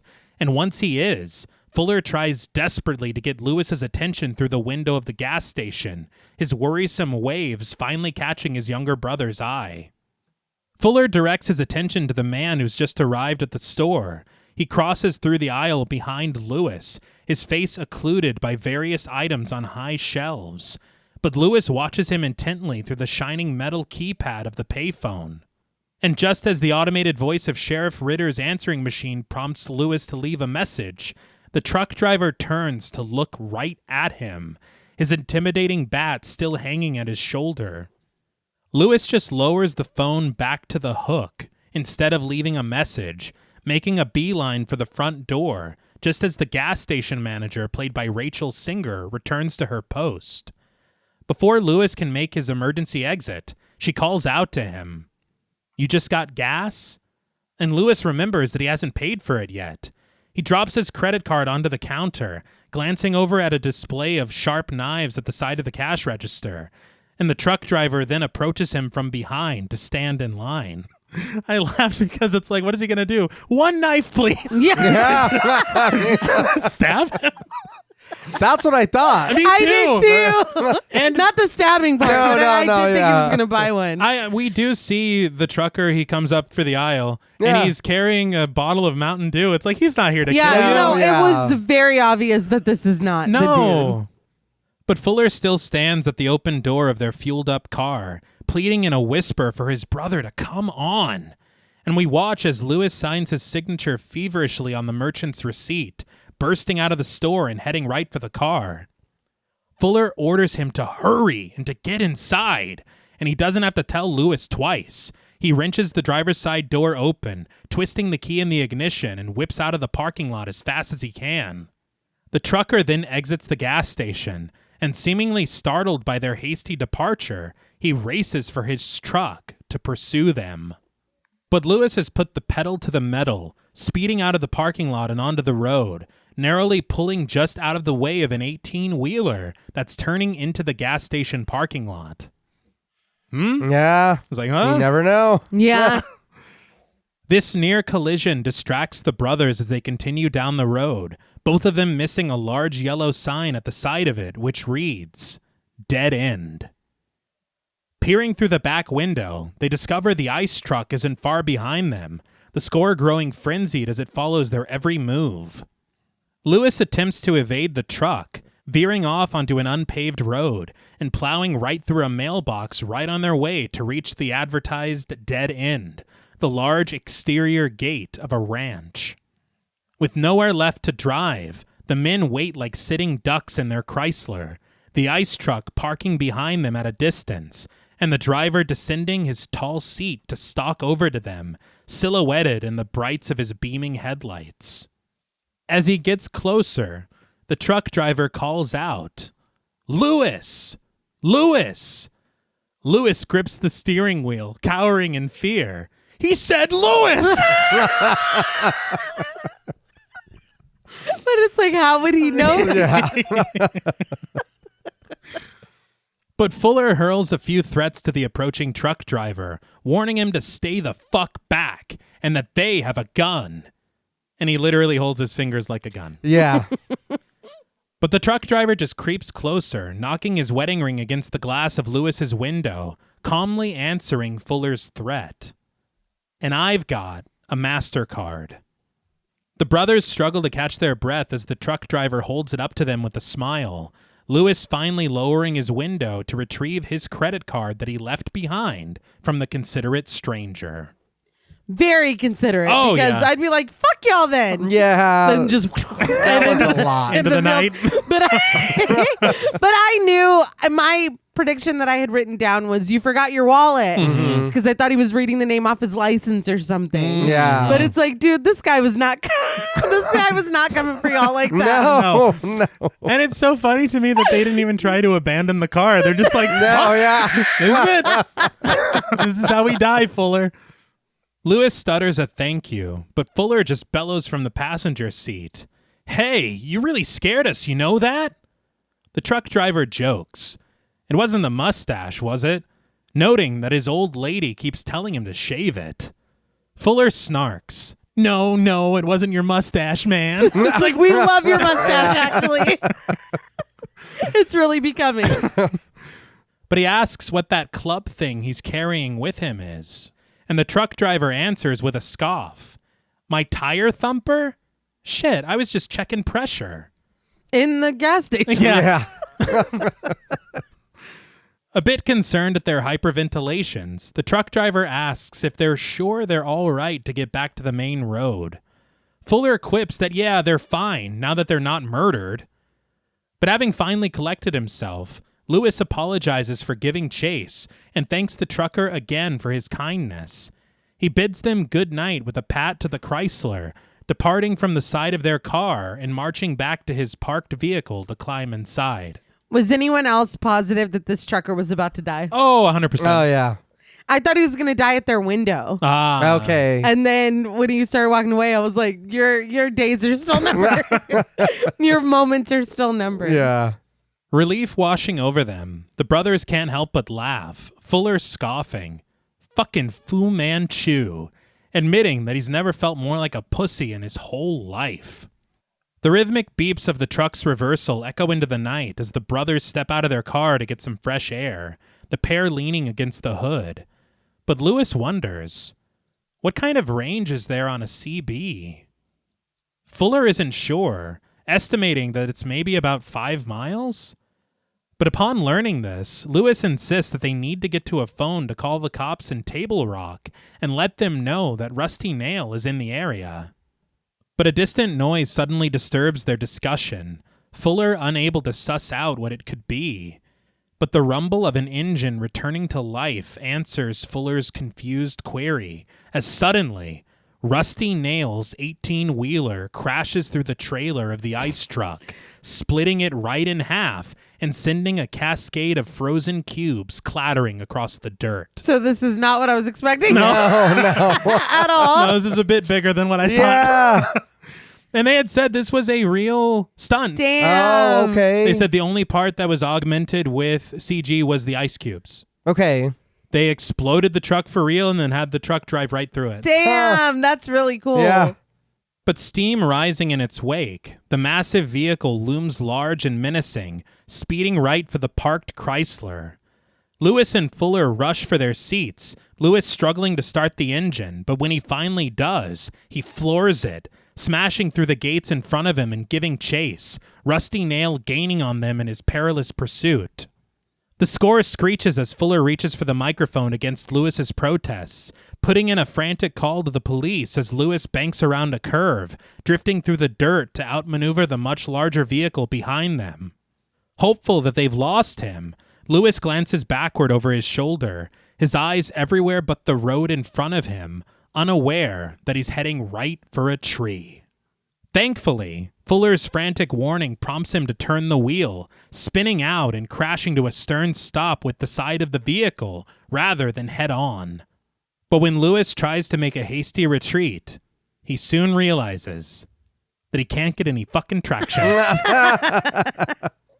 And stranded in the dirt, the two men are soon caught in the beaming brights of the returning Rusty Nail.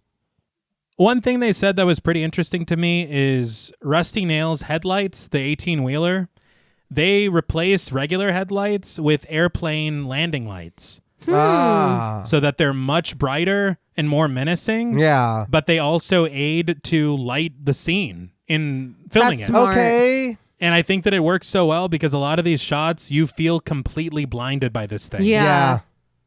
But the engine of the Chrysler sputters against the terrified twists of Lewis's key, and despite Fuller's fearful encouragement, it refuses to turn over. Rusty Nail just creeps forward in his vehicle, inch by inch, until the steel grille of his cab crunches against the metal of Fuller's door, tilting the Chrysler onto its side and slowly crushing it against the tree. The men cower inside as spiderweb cracks weave their way across the windshield, and the windows shatter a rain of glass in and around the vehicle. Fuller reaches his trembling hand for the microphone, mashing the button down and begging Rusty Nail not to kill them. He finally provides the apology he refused to give earlier, pleading with Rusty Nail and telling him that they were just playing with him. The levels rise on the CB as Rusty Nail asks, "Why?" A breathless Fuller responds that it was just for a laugh, just for fun. A searchlight switches on above Rusty Nail's window, blinding the brothers in the Chrysler as a chuckle crackles over the speaker. "Well, I was just playing with you too, man." Rusty Nail then reverses his vehicle, releasing the brothers from their precarious perch and lowering them back to the dirt to rest on all four wheels. So obviously it's not going to be that easy, right? No, Yeah. they forgave them. They Right? forgave them. That's something. Everyone forgave each other. That's fine. That's fine. I will say it was funny they had said that line that when he's like, "I was just playing with you too, man." Yeah. And the why before, those were added later because I guess the test audiences were like, "I don't understand what's going on." Oh my. wow. I was like, what else could be going on? Yeah. He's apologizing. Yeah. Yeah. And this is who we cater to. Always. Yeah. Mhm. I'm like, are y'all even watching? No. But Fuller trembles, clutching the microphone in his hand as Lewis glances past him, watching as the 18-wheeler gets farther and farther away, its beaming brights suddenly switching off as the villainous vehicle seems to evaporate within a cloud of white smoke as the brothers cough, choke, and catch their breath, and we slowly dip to black. Okay. He's like, all right. Yeah. But the following morning, we find Fuller washing his hands inside of a rundown bathroom outside of a roadside auto body shop. He stares at his reflection in the mirror, a sigh escaping him in seeming shame of his recent actions, And as a pair of uncredited mechanics tend to the Chrysler, replacing its windshield and windows with a set of new glass, Lewis places a call to Xxena, telling her that they're about 10 miles outside of Laramie, but he reveals that they'll be a little late after they had some car trouble. When asked, Lewis lies that everything is okay, stating simply that it's just been a long drive. After exchanging some pleasantries, Lewis gets off of the phone and approaches his brother, who sits somewhat shaken in the scrapped seat of a car that rests in the dirt. Looking over his shoulder at the men at work behind him, Lewis smiles, finally able to share some good news. They fixed the taillight. Fuller struggles to respond with his signature smirk. We find the Chrysler back on the road, beneath a cloudy sky, sailing off into the horizon and speeding past a trio of memorial crosses that stick out of the dirt on the side of the road. Lewis suggests that Fuller should just come home with him, blow off Denver, and come home. Fuller politely declines this offer, and when he does, Lewis levels with him. Listen, I don't want to tell Xxena what happened. He says he doesn't want to ruin things or freak her out. Fuller nods in silent understanding before glancing down at the CB radio at the bottom of the dashboard. Without word or warning, he reaches down, loosening it from its perch, and upon seizing it in his hands, he tosses it right out of the window, the brothers leaving it behind as they continue onward for Colorado. I feel like this is one of the things that I'm just like, why? Because I would absolutely tell Xxena. Yeah. I might change it a little bit to where I'm not so much of an asshole. Yeah, I think that's why he doesn't want to tell her. Yeah. Or for her to be worried if they think that everything's square with Rusty Nail or whatever, for her to be like, well, what if he comes back? Or he wants her to be chill. He wants her to have a good time with him. Like, and he doesn't want to look like he was doing what he was doing. Well, yeah, but you just say you could find a way to leave that out conveniently. They're like, yeah, we heard some guy talking, and he was really getting them going. But he sounded super hot, actually.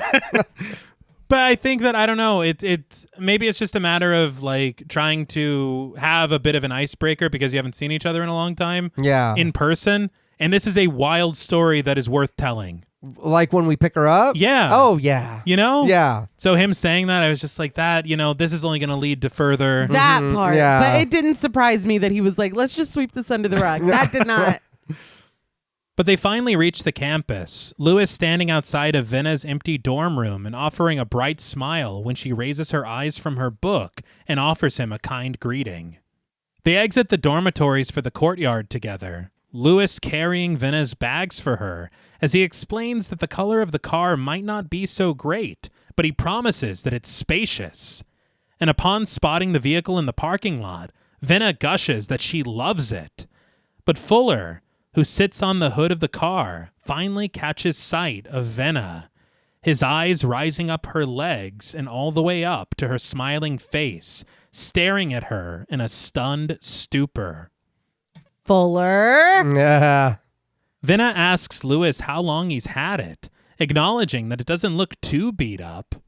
Lewis supposes that the dents add a little bit of character, but Xxena just jokes that she was actually talking about Fuller.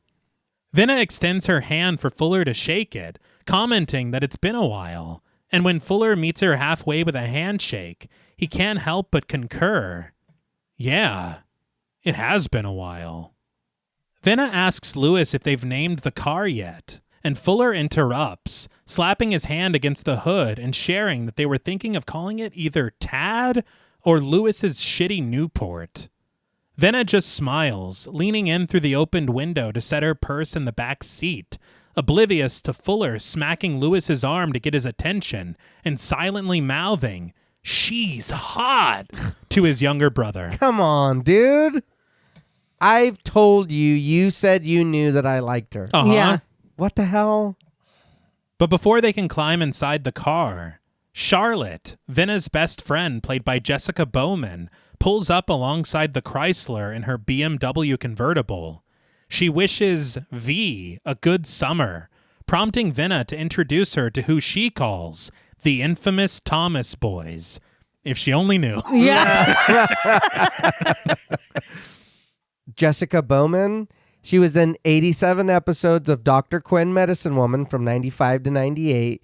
And she was in Derailed in 02. Say 87 episodes? Yeah. Damn. Venna explains to them that Charlotte is going to be her roommate next semester. And Charlotte shakes Lewis's hand, greeting him by name, having already known it. But feeling left out, Fuller steps forward, introducing himself as Lewis's older, somewhat troubled brother. And despite the fact that she's already behind the wheel of her own car, he asks, "You're definitely going with us, right?" Charlotte sighs lamentfully that she has to get back to San Antonio. And though Fuller is certain that San Antonio is on the way to New Jersey, Charlotte just laughs, telling the brothers that it was nice to meet them, and she bids the group a kind goodbye. She drives off, waving at them as she departs, and Fuller can't help but note, "That's so Charlotte," waving and driving off like that. That's so funny. Lewis and Venna just scoff, but Venna proposes. So who's ready for an adventure? Lewis absolutely is, but Fuller seems to agree with some reluctance, and when told the rules of calling shotgun, Venna does so immediately. So the screenwriters said that this was actually their least favorite scene in the whole film, because I guess they decided, looking back on it, that they really did a kind of clumsy and poor job of introducing Charlotte as a character. Yeah, I would agree with that. They said considering how important she becomes for the narrative, Yes. they're like, we should have done something a little bit earlier. I was going to comment on that, but I don't want to give anything away when you had talked about how many episodes she was in. Yeah. I was going to be like, and she is only used when she needs to be in Yeah. this movie. Like, Right. we don't get to know her. For me, this scene more sets up stuff between the three, Yeah. Fuller, Yeah, Lewis, yeah. and Venna. Right. But yeah, I thought that we would never see or hear about Charlotte again No. after this scene. Right. Another thing that was cut that I think was wise to cut is they said that throughout this scene, although if they could have pulled it off, it might have been interesting. They said that throughout this scene, there would be very subtly an 18-wheeler Come on. in the those- background. Hiding Those behind the go tree. together. But I feel like A super subtle Yeah. 18-wheeler. I feel like when you're doing that, you're almost making it like the 18-wheeler itself is the monster. Yeah. Because you could just have a dude. Yeah. He is a person. because Yeah. we don't know what he looks like. No. And that makes it scarier. Yes. It could be anyone. It does, but then it makes it like Michael Myers when you see Exactly. him using the turn signal in the background. It's like, oh, both that's, ways. yeah, there's Rusty now. It's like, It's like it's a college campus with an 18. yeah, just sitting there. in the quad. Pretty sure. But yeah, Dahl was like, I don't think we should do that. That's Yeah. really funny. But the soft melody of Weightless by Old 97s carries the group into Nebraska, where we find Venna behind the wheel, smiling over at the slumbering Lewis as she pulls into a gas station. After snagging some swag from the station, she returns to the Chrysler, waking Lewis up and welcoming him to the state of Nebraska. She reaches in through the window, offering Lewis a souvenir, a hat that reads, "I love my rig." Lewis snags it from her, successfully stifling his heart attack because we can't talk about that right now. Yeah. But I'm like, if they had told her something about it, this would have been funny. Yeah. You know, but I don't know. But Venna returns to the driver's seat, the slam of her door waking up Fuller, who rests in the back seat, wrapped up in a blanket like a living burrito. Venna offers Lewis her sincere gratitude for doing this for her, picking her up. She says that it's pretty much the nicest thing that anyone's ever done for her. Sidling up closer with his arm around her, Lewis meets Venna's gaze as they stare at each other silently. But before either of them can make the move they've probably been dreaming about for years, Fuller lurches up, cramping their style. This is the part where you kiss the girl? Dude, shut the fuck I know, up. I would lay know. back there and pretend to be asleep until they started driving. Yeah. I'd be oh, like, no, yeah. the least I can do after everything that my brother has been through Oh, yeah. is Yeah. let him kiss this girl that he's clearly had a crush on for years. This is none of my Yeah. business. No. My name's Paul. This shit's between y'all. I am asleep. Dude, yeah, close your eyes and just hum Cats in the Cradle with the He's growing up. Yeah, it's He's wonderful. taller than you now. Lewis just removes his arm from Vinna's shoulder as Fuller adds, well, historically. He jokes that Lewis is blushing as Vinna reverses out of the parking spot and returns to the road, eventually reaching the Owl Motel as the sun sets in the Nebraska sky. I know that Fuller's like this jokester, like that's been his personality since we met him. But you know those guys that like make fun of their friends or try to make them look stupid so that they look cool? Yeah. It is very much shifted to that kind of energy. Like, it's not like older brother, like, oh, are you not going to kiss her, blah, blah, blah. Like, it doesn't feel that way. It feels like, oh, they're about to kiss. Look at me, look at me, look at me. Like, he's got, like, it's like, dude, you are, like, treading some dangerous water. Okay. That's what it, to me, that's what it felt like. No, I agree. And it sucks because you tie the shift directly to when he sees her for the first time. Yes. And then he's like a completely different character. Yes. Like, it's still this, like, obnoxious, jokey dude, but there's just this vibe where it's like, I actually don't want you to look good right now. Like, I actually want me to look good right now. And it's like, dude, you clocked being in the car 5 minutes when he picked him up from jail that he likes this girl a lot. Yeah. It's just, it's fucked up. More like Fuller's shit. After checking in at the front desk, Fuller leads the pair over to the bar around the corner, despite their hope of getting some much-needed shut-eye. The trio find themselves at a table inside of the lowly lit bar, and when Fuller isn't quite sure what to toast to, Vinna takes point. To Nebraska. And despite his disappointment in toasting to a state, he leads the group in downing their shots of tequila. There are some conflicting things that I heard that I don't think make that much sense. But somebody had said that Vinna just presses the shot to her lips and she doesn't actually drink. And it was because she was underage and couldn't drink. And I was like, they're drinking real tequila? Yeah. But then later she does take a sip of what's in the glass. And so I don't think that any of that's true. I don't think that any of them would be shooting real tequila. No. Yeah. So I was like, why are we even talking about this? I mean, okay. But it is really obvious that she doesn't drink. And so I was like, is there more to Vinna that we don't know? Like, is she trying to get them drunk because she's like Rusty Nail's daughter or something? No. No. Why would I not be mad at that? I thought the same thing for a second because she does do that. Yeah. She's sipping it or like she's barely touching it. And that was my thought watching this. I was like, something's wrong with you. Yeah. I was like, I don't know why you're not drinking like they are. Rusty Nail's daughter. I don't know. It was like, am I not supposed to notice that? Yeah. You know? Because it is noticeable. Maybe they shouldn't have kept that take in, and that's why they were like, she's just a kid, she couldn't drink tequila. So that totally wasn't apple juice. Yeah. But just as soon as their glasses are empty, Uncle Fuller, as he calls himself, arrives with another round of shots. And another. Snagging them from the bartender, played by Terry Leonard, Fuller gleefully rejoins the group. But after they down this third round, Vinna shares a secret talent that she has with the brothers. She can tie a cherry stem into a knot with her tongue. Fuller can't believe it and challenges her to prove it. Fuller, can I talk to you over here for a minute? What are you doing, dude?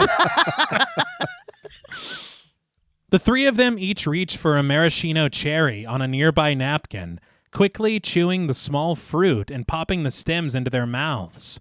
With great effort, they give it a go. Fuller's eyes never leaving Vinna as he really gives it his all, both of them returning the knotted stems from their mouths at almost the exact same time. But Lewis is not even close, retrieving the still straight stem from his tongue and placing it on the table as Fuller snarks. Well, you still medaled. Bronze. It's like, oh, look at Lewis, I bet he can't kiss for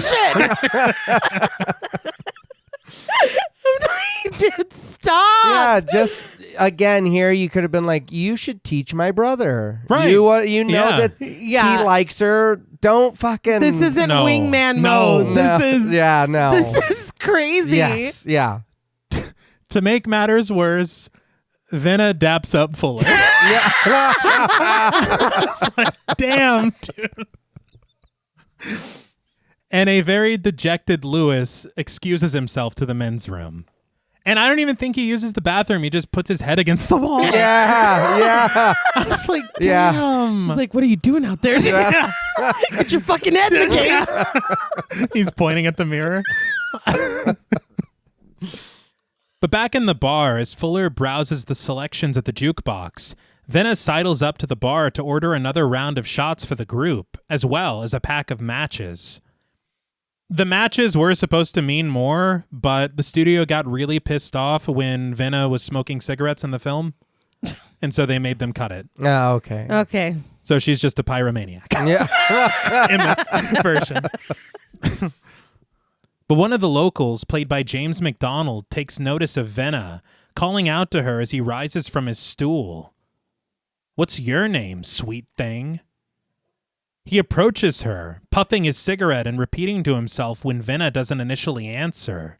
But she finally does, stating defensively that she's just here to buy drinks, so he can call her whatever he wants. The local smiles. "How about I call you Peaches? You like peaches?" Venna turns to face him, her voice barely above a whisper when she tells him, "No, not really." She's being honest. Yeah. So I don't understand what my preference of fruit has to do with any of this, but... But Lewis finally returns, interrupting the locals' encroachment on Venna and asking what's going on. The local coarsely inquires, "Is this your bitch?" When Lewis can't believe the question he's just been asked, the local repeats himself. "I said, is this your bitch? Because if it is, you better shut your bitch up." What did she do? Yeah, I don't understand what's happening here. I feel like this is really cartoonish. yeah. It is, it Yeah. is. And it only gets worse with one insult that this local man has for Lewis. Lewis is soon surrounded by a pair of menacing morons, backing up the local, and he shrinks in their presence as his eyes dart nervously around them. The local orders, "Hey, look at me, campus boy." All right. Yeah, what the All right. It's like we better fucking find Lewis having a nightmare or something. Yeah. Then it's like, "Are you Can't okay?" actually be Yeah. happening. Yeah. I feel like what happens in a second, I always appreciate when somebody can find a way to diffuse a situation that is barreling toward violence without violence. Absolutely. Yeah. At the same time, having said that, Lewis just standing here, I was waiting on him to be like, "Matt, get my back," or something. I don't know. Well, and he's just looking around. He's like, Yeah. "Wow, 3 of them?" He's just standing there. Yeah. Like, at least say something. Yeah. Fellas, please. Yeah. I mean, say something. Next round's on me. Yeah. I hear we like peaches. How about some schnapps? I don't know. Anything. The local asks Lewis if he heard what he said. He better shut his bitch up. Lewis looks anxiously from man to man, Venna trembling at the sight of them, until Fuller arrives with an unconventional save, shouting, "Bitch, shut up! Are you mouthing off again?" He slams his frustrated hands to the bar. God damn it! He turns to face the locals, noting that you can't turn your back for 1 minute. He pats the lead local on the shoulder, commenting that he owes him one, before seizing Venna by the shoulders and ushering her forcefully for the exit. They snag their belongings from the booth before leaving, and left all alone, and still surrounded by the locals, Lewis departs the group with a very confident, "Gentlemen." It's like, dude, you didn't do You anything. shut up. But this was funny. Yeah, this is it a story worked. that you'll tell. You know what I mean? But I don't. All of this was very weird. It was. All Yeah. of this was very strange, and I don't know if this is like we're supposed to feel like Fuller and Venna are better suited for each other, or if I don't know what this was supposed to be. Or Lewis is just like fucking taking L after L, and I don't understand. There is this weird thing, like that point that you had called out at the campus.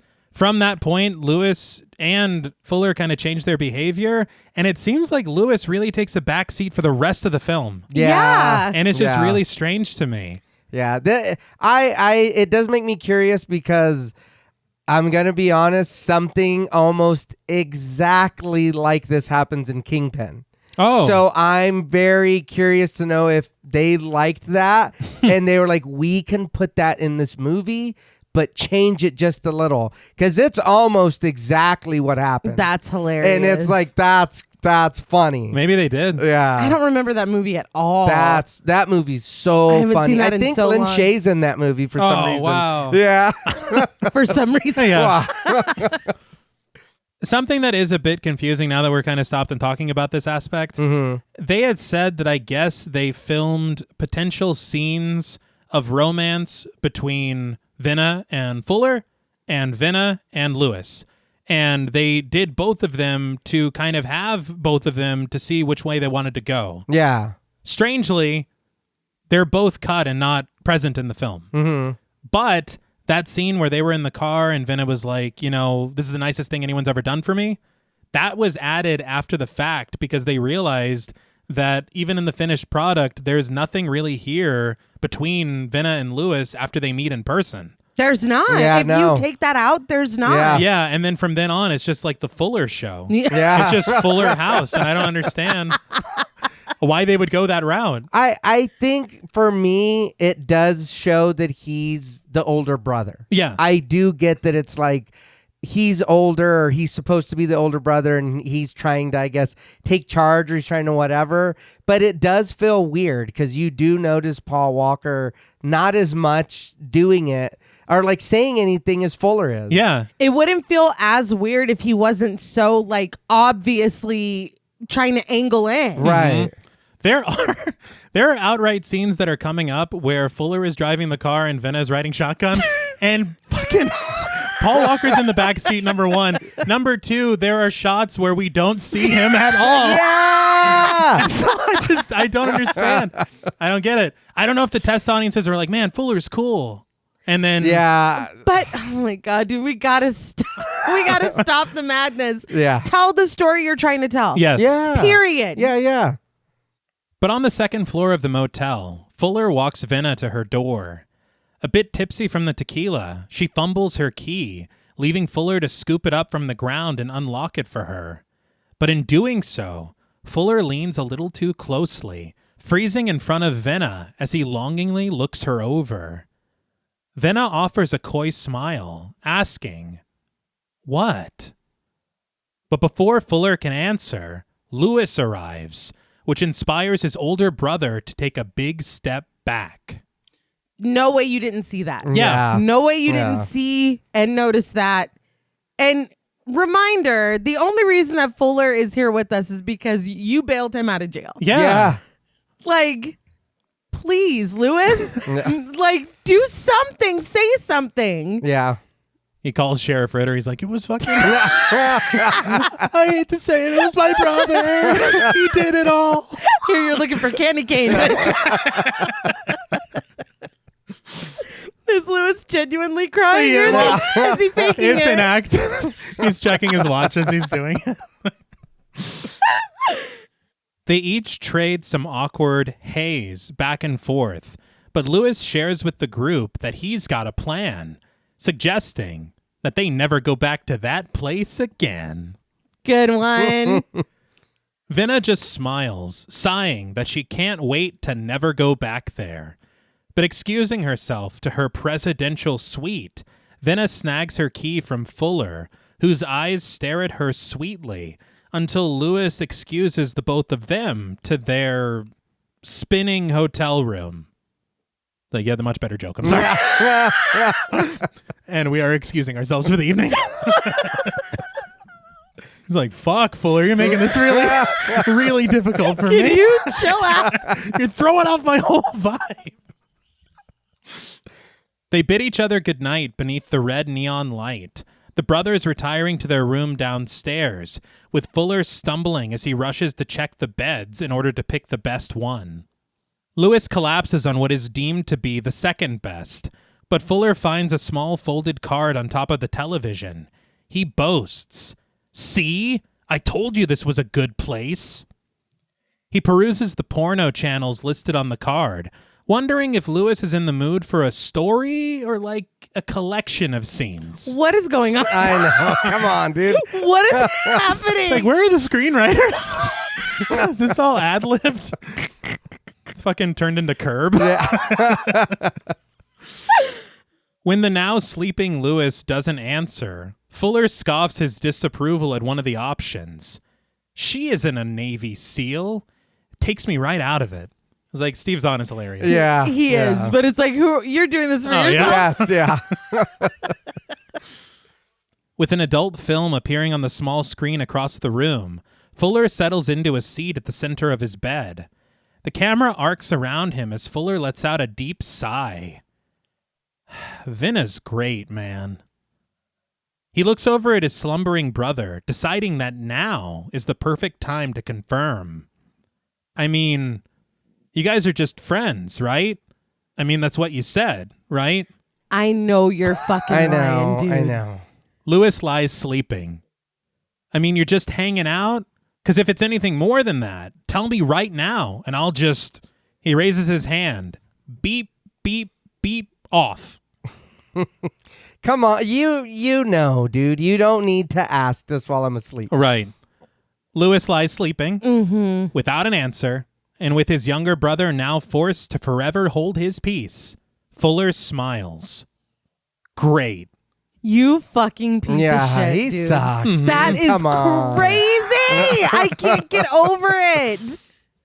I thought this experience really could have brought us together as brothers. Oh, you know yeah. what I mean?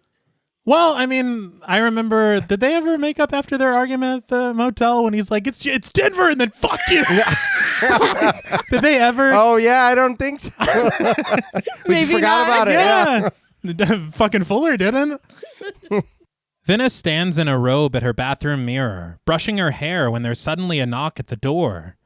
Seemingly overjoyed at her assumption of who it might be, Vinna stands quite surprised when she opens the door and finds Fuller standing there. He beams. You know, we never got those last drinks. Vinna instead offers a sobering suggestion. If they're gonna hit the road early in the morning, they should probably just crash and try to get some sleep. Fuller understands that and everything, but he leans in close to share a whispered secret.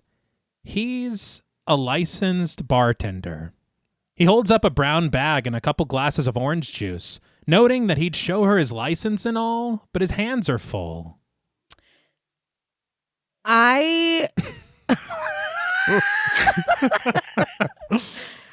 feel like right here in this doorway, he is kind of crossing a line from charming to pushy. Yeah. Because when she saw that it was him, she was like, oh, we got to leave early. And he's like, no, one more drink. It's like, I was like, what if this was all just like the thing with the trucker is something separate and we're about to get the rug pulled out from under us and Fuller is like bad. Oh, okay. Because it's like, I'm Fuller. I'm the troubled older brother. You know what I mean? Yeah. Like, it's like the scene has been set for this, but the played by Steve Zahn is so funny and charming that we kind of like gave him a pass. Yeah. And I thought it would be interesting if it's like, no, dude, the danger was in the car with Lewis the whole time. He's the one that prompted all this shit. You know what I mean? Like, I feel like that would be a very interesting. Plus, I just like, you know, from Dusk Till Dawn style. Oh, you thought it was this? Surprise, bitch. It's that. Like, I like that. But the way he was standing in this doorway, I was like, what the hell is going on? Yeah. What if like he snuck out in the night and killed Ellinghaus? Yeah. You know? Yeah. I mean, how interesting would that be for a third act of this movie? He is the danger. He is the danger. He is the one who knocks. He's right yeah. here. Yeah, exactly. All right. And Lewis was like, it really was my brother. This inspires a smile, but when Vinna learns that Lewis is downstairs sleeping, she insists that she doesn't think that she can drink anymore. Fuller assures her that she can. He's a professional after all. See, that's weird. If somebody tells you, I think I'm done for the night, you don't. I mean, this don't is say, no, weird. you're not. Yes. Sometime later, inside the motel room, we pan from Vinna's television over to her bed, where she lies, her socked feet fidgeting as she posits, You know what's interesting?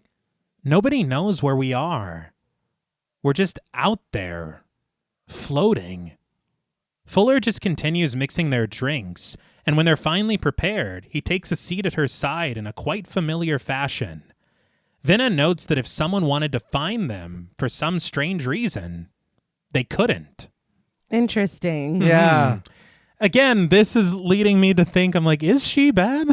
Is she setting them up for something? Yeah. I like that you guys are like, is she bad? And I'm like, is he bad? Like everybody in this room, everybody's a suspect. Yes. Yeah. Well, it is that. Mm-hmm. Because the way she's saying it, and I know we're all drunk, but it's like, why are you saying that right now? Well, because I mean, it could be an interesting musing, but it could also be like, what the fuck are do you you mean by saying? that? Yeah. I think that either of those routes would be a more interesting ending than what we get. Mm-hmm. Oh, yeah. But Xxena just collapses into laughter, realizing that she has no idea what she's talking about, and neither does Fuller, who just offers her a glass. She sits up to take a sip, giving her compliments to the bartender, but her focus shifts to Lewis, asking Fuller if he's okay, as he doesn't normally drink so much. Fuller insists. He's fine. But we return to Lewis, still crashed out in the motel room downstairs, the porno music on the television his only company. Fucking Fuller's like, I'll leave this on. Yeah, no shit, dude.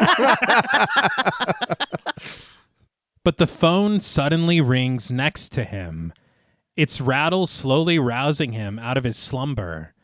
He calls out to the absent Fuller to answer the phone, and when he gets no reply, Lewis finally reaches blindly to do it himself. He offers a sleepy, "Hello?"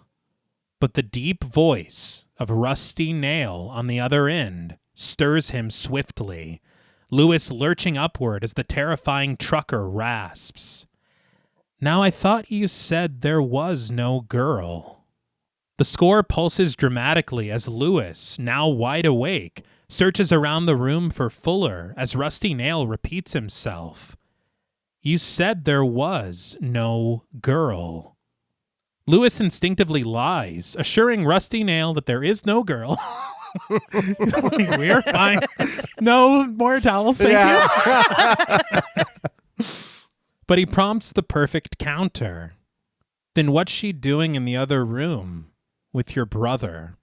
We press in sharply on Lewis's frightened face as he slams the receiver down onto the hook, racing out of his room and up the stairs for Xxena's motel room. He pounds on the door, forcing it open and slamming it behind him, putting his back to it. Lewis screams, "He's out there!" And Fuller leaps off of Xxena's bed, fear settling in as he confirms, "Rusty Nail?" Xxena sits confused, completely out of the loop as their voices overlap, Lewis revealing that Rusty Nail just called him on the phone. He shouts that he knew Fuller was in here. He's watching them. Fuller rushes for the window, peering outside through the edge of the curtain, determined to know exactly what Rusty Nail said. This is extra fucked up because there's another version of this film where it's in the motel room that Xxena and Fuller share a kiss. And so he's like, what did Rusty Nail say? Tell me verbatim what he said to you. Because anything else is a filthy lie. Yeah. Lewis stammers as he attempts to recall the conversation. He said, I thought there was no girl. And then he asked what you were doing in the other room with her.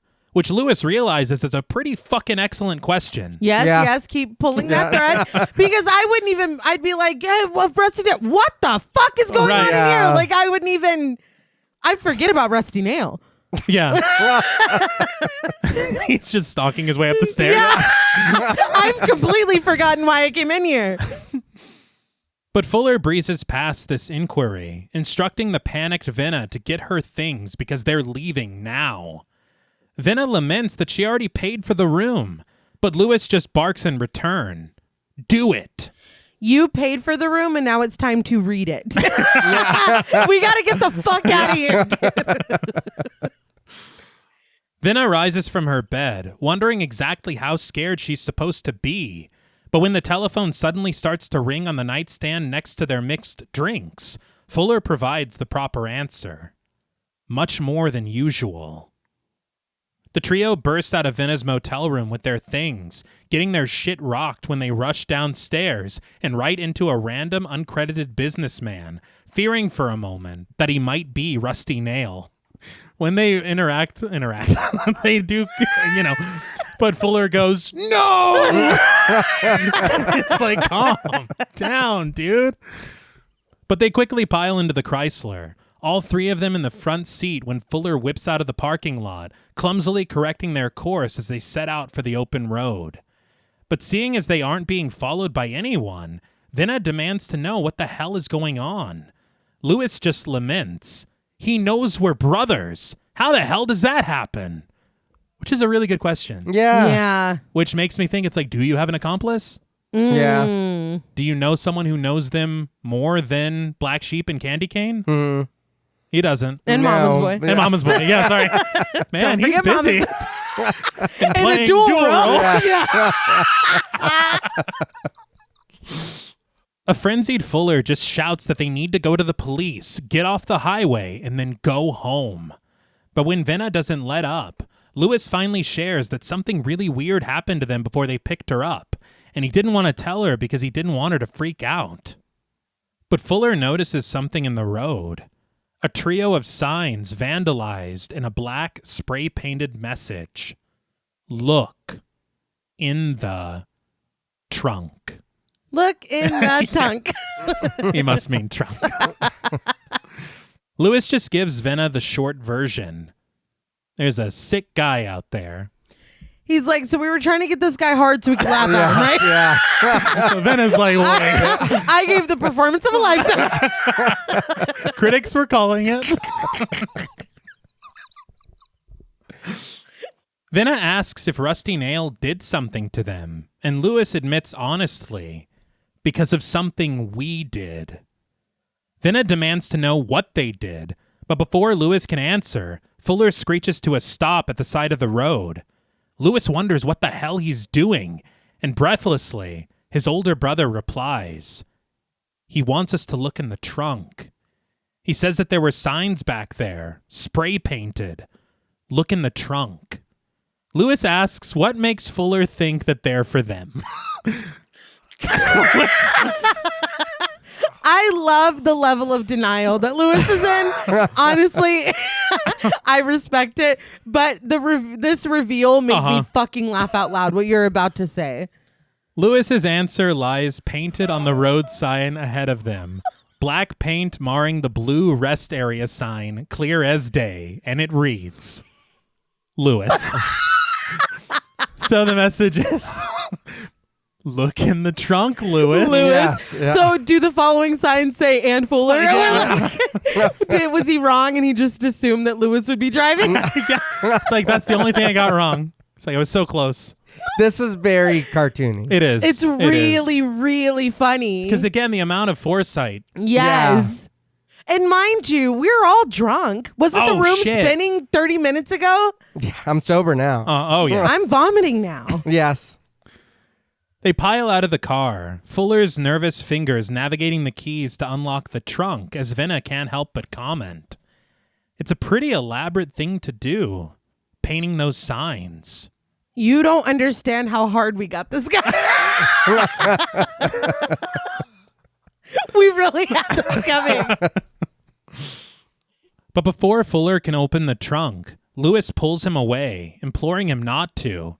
Their fearful voices overlap in the dark, the trio lit only by the Chrysler's taillights as they argue over what could be resting inside.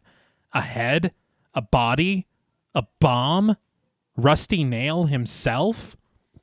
If it's that would be so funny. What dude. posture is he taking when they open it is my question. He's springing out like a jack. If that's the case, he wins. He just wanted it more. But Vena insists that she isn't getting back into the car until she knows what's inside. And stealing the keys from Fuller, she steals herself, unlocking the trunk and lifting the lid. From the perspective of the trunk, the Tarantino signature, the group gathers above it, bathed in red light as they peer pensively inside. And there, in the back of the vehicle, they find it. A CB radio.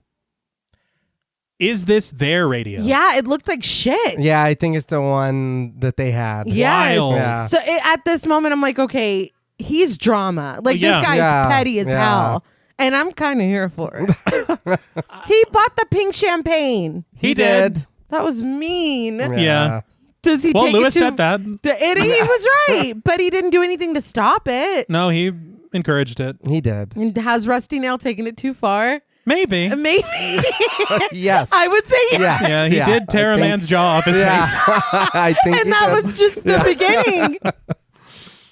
But as we press in on it, Fuller lays down some ground rules. They'll plug it in, but only to listen. And whatever they hear, they take it straight to the cops. Vinna says that she isn't going anywhere until someone tells her why she should be afraid of a radio. The brothers just offer her a fearful glance. I guess filling her in off screen because she is in the car now. Mm-hmm. We find the trio back in the Chrysler, coasting through this eerie evening, when finally, Rusty Nail's rasp rattles the small speaker of the reinstalled CB.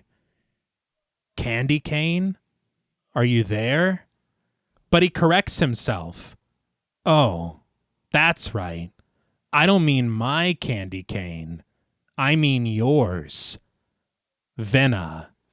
So this is what I mean by that was just drama for drama's sake. Mm-hmm. Because he did this so that they would reconnect it so that they could talk. But he already had Lewis on the phone. He did. Like, you did all these extra steps. You're just you're just playing with them. Yeah. I mean, but it's like people who have their favorite social media platform.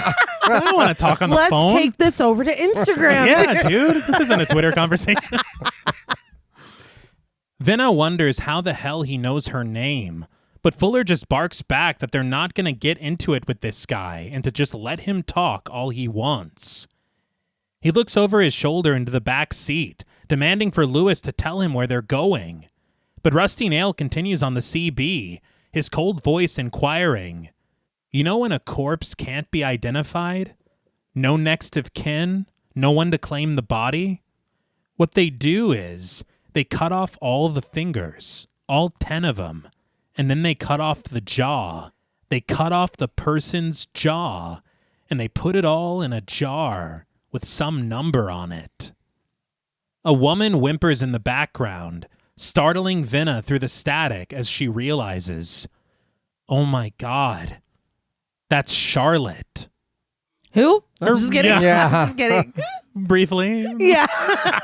We're acquainted. Lewis leans forward, breaking Fuller's only rule when he mashes the talk button, demanding to know what Rusty Nail wants. Rusty Nail answers simply, "I want you to go to the State Line truck stop parking lot. I'll find you there." As Charlotte begs desperately for help, Venna lowers her head into her hands, but Rusty Nail adds that if they go to the police, he will take Charlotte apart, piece by piece. I know we kind of already touched on it, but for me, I'm going to be honest. I don't really care that he has the friend. Like, I don't even, what was her name again? Rachel? Or- Charlotte. Charlotte, whatever, Charlotte. I don't care. Like, you did introduce us to her, and it was a quick whatever. Barely, like you yeah. said, babe. I honestly thought, too, she was never going to come back in Yeah. it. But I think, I don't know you. No. And not in a bad way, but like, I mean, I know these three and they kind of suck. Does that mean that you suck? Well, not Venna doesn't Venna, suck. but the brothers. Yeah. Well, Venna, Well, Lewis didn't do anything either. he didn't. Are you yeah. out of your mind? Oh, no. Wait. Honestly, Venna should be like, wow, I get my own room next year. That's crazy. I love that I forgot the whole movie. Yeah. You're like, Lewis. What are you, his mother? Lewis is a good boy. But the sun rises on a new day as our trio arrives at the State Line truck stop, Rusty Nail finally returning to them over the CB to bid them a good morning. As Fuller solemnly responds that they're here, Rusty Nail reveals his terms. Lewis, Fuller, I want you two to head inside, take a seat at the counter, and order 6 cheeseburgers each. So this is amazing. Yeah. This is all we have to do. Well, I Yeah. was like, okay, we filled up our tank. We replaced the windshield. We bought the CB. I don't have money for 12 cheeseburgers. We're going to get arrested. So can they be Yeah. junior cheeseburgers from the kids menu? Fuller asks, what about Venna? Learning that Rusty Nail wants her to stay put. But he then reveals the true challenge ahead of the men. He wants them to head inside, naked. They balk at this request, Fuller furrowing his brow as he calmly calls back. If we go in there, Dick's hanging. They're going to call the police. It's like, that's a wild phrase for how serious this is right now. This really does feel like a weird tonal shift once we get the scene going. Yeah. The red bars rising on the CB. Rusty Nail insists. Oh, come on. It's just for fun. He ate with that. He did. Fuller slams the microphone down, and seeing no other option, he starts to unbutton his shirt. Venna seethes. Bullshit. She says that there's no way she's just going to stay here. But Lewis leans forward from the back seat, directing Venna to follow Rusty Nail's instructions. But he tells her that he wants her to keep the car running, and if she sees anything, honk the horn and drive. The men climb out of the car, bare-assed and bewildered that Rusty Nail is forcing them to do this. And for some reason, they're parked in the farthest space possible. Yeah. What I the know, hell? I know. I'm driving into the diner. Yeah. They cover their crotches to maintain even a semblance of modesty as they make their way to the front of the truck stop. Other patrons in the parking lot shielding the eyes of their children and forcing them into their vehicles. I'm like, you got him good, Rusty Nail. They're sex offenders now. Yeah. Are we even yet? The men finally reach the front door, a pair of exiting girls cackling when they spy them through the glass. But they all do as they were told, the men heading inside the truck stop, and Venna waiting in the front seat of the car as Rusty Nail rasps over the radio. Now they know what it feels like to be the brunt of the joke. Your heart pounding, your face burning hot. Now they know what it feels like to be the fucking punchline. As the men continue onward inside, to the shock and horror of other patrons, Venna converses with Rusty Nail, asking exactly what Lewis and Fuller did to him, and apologizing on their behalf for their transgressions. But Rusty Nail responds, well, it's a little late for that, isn't it? He says that he bets her friends had quite a laugh, seeing him standing there in the rain, holding his bottle. He's like, and now they're holding their bottles. He doesn't say that. Tears filling her eyes, Venna attempts to appeal to the wounded trucker, suggesting that sometimes people don't realize what they're doing, that they don't think what they say or how they act can really affect anyone. Rusty Nail acknowledges this, but he supposes that this is a lesson that her friends are just going to have to learn the hard way, isn't it? He then asks, you want to see Charlotte alive again? Here's what you're going to have to do. We cut to the diner inside the truck stop. Lewis and Fuller taking their naked seats at the bar, customers scattering out of the way and ushering their families toward the exit. Following through on Rusty Nail's request, a nervous Fuller orders 12 cheeseburgers, please.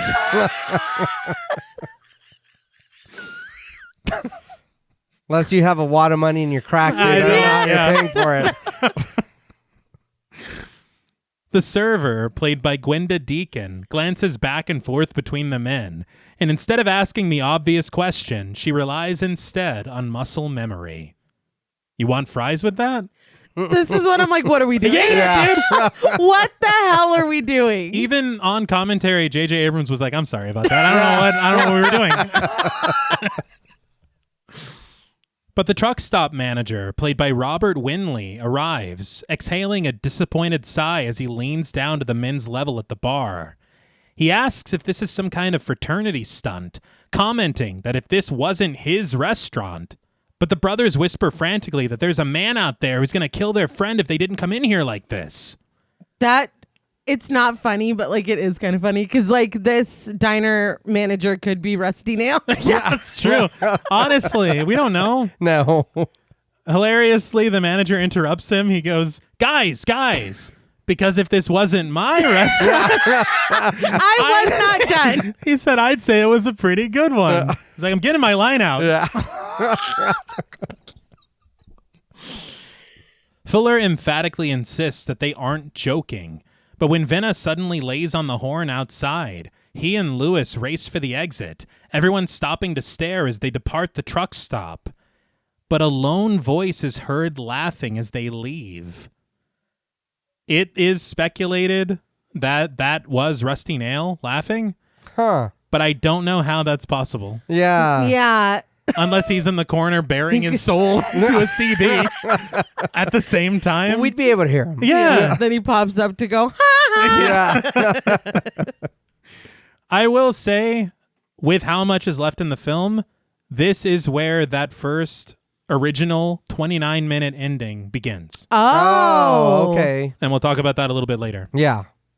But as they continue down the highway in the Chrysler, Fuller comments that what they should be doing is going to the cops.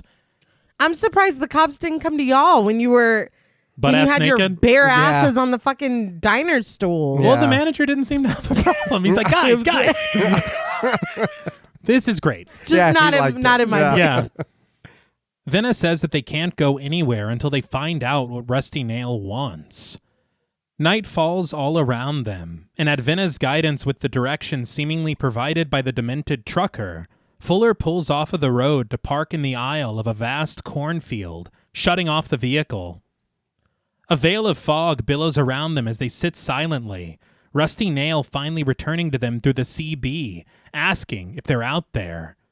When Fuller confirms that they are, Rusty Nail explains that something special is waiting for them about 100 feet up the road, ordering them out of the car. Fuller initially refuses, but reminding him that Rusty Nail has Charlotte, Venna snaps for everyone to get out of the car. Yeah, y'all both blew it with Venna, I think. Oh, yeah. Yeah. Like, we just got to give that up. Mm-hmm. They continue on foot, Fuller confused as to how far they're supposed to be walking.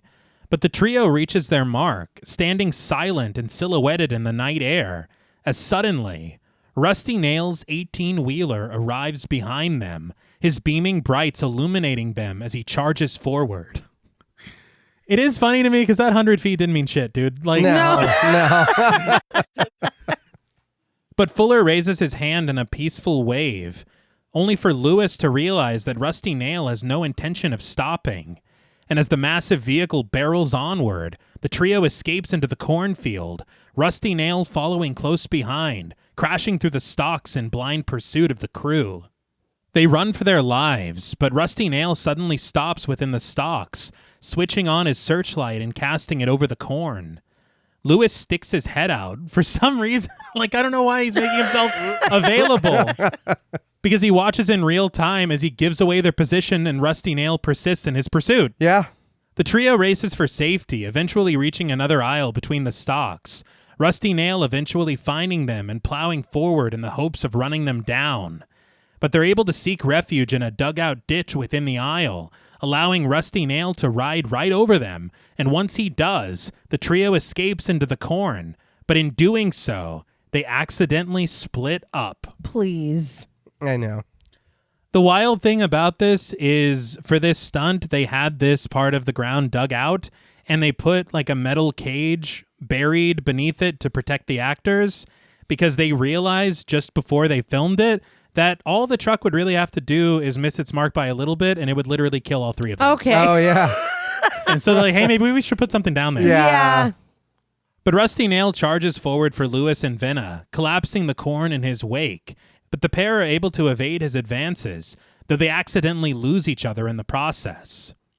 As Rusty Nail casts his searchlight over the corn again, Static suddenly sings over his loudspeaker, giving way to Everybody Loves Me But You by Brenda Lee. Rusty Nail, portrayed in person by an uncredited Matthew Kimbrough, climbs out of the cab, stealthily stalking his way through the stalks as the crew quietly attempt to locate each other. I was getting really frustrated with the Lewis. Yeah. Yes. Yeah. It's like, What are you doing? I Please know, shut the fuck I up. know. And also, all the corn running, it was getting a little boring. Yeah. I had my fill of running through corn. I have to tell you, I was having a very difficult time with this script, and I was like, keep running through the corn. Like, Please keep running. It was so long. It was. And I would imagine that would mess up the engine at some point, driving would over think. all that corn. It's fucking full of corn now. Yeah, What are you and I supposed to... get that it's an 18-wheeler, but you're pretty high off the ground. Yeah. That's going to get in there. Is it hot enough to make popcorn? I would hope. Yeah, I don't know. I mean, I don't know. Something interesting about this cornfield. Yeah. It's a real cornfield in Bakersfield, California. Oh. And they actually had to shoot this twice, once on principal photography for what would be the original ending, and once more for reshoots that we're watching now. But they destroyed 40 acres of corn the first time and 20 acres of corn the second time. Oh my God. They said that the production purchased them from the farmer, which is good and all, but it's like, that's a lot of corn you wasted. Yeah. Dead. Yeah. Also, the actors are doing their own stunts being chased by this truck. Damn. Yeah. It's like, what the fuck was going on the set? Because the director said that, I guess, between takes, he climbs into the cab just to see how it's going or whatever. Yeah. And he realizes that the driver can't see shit. And so it's all based on timing. Wow. And it's like anybody trips, anybody, anything. Yeah. What the hell are you doing? Maybe that's why they were drinking real tequila. Yeah, no.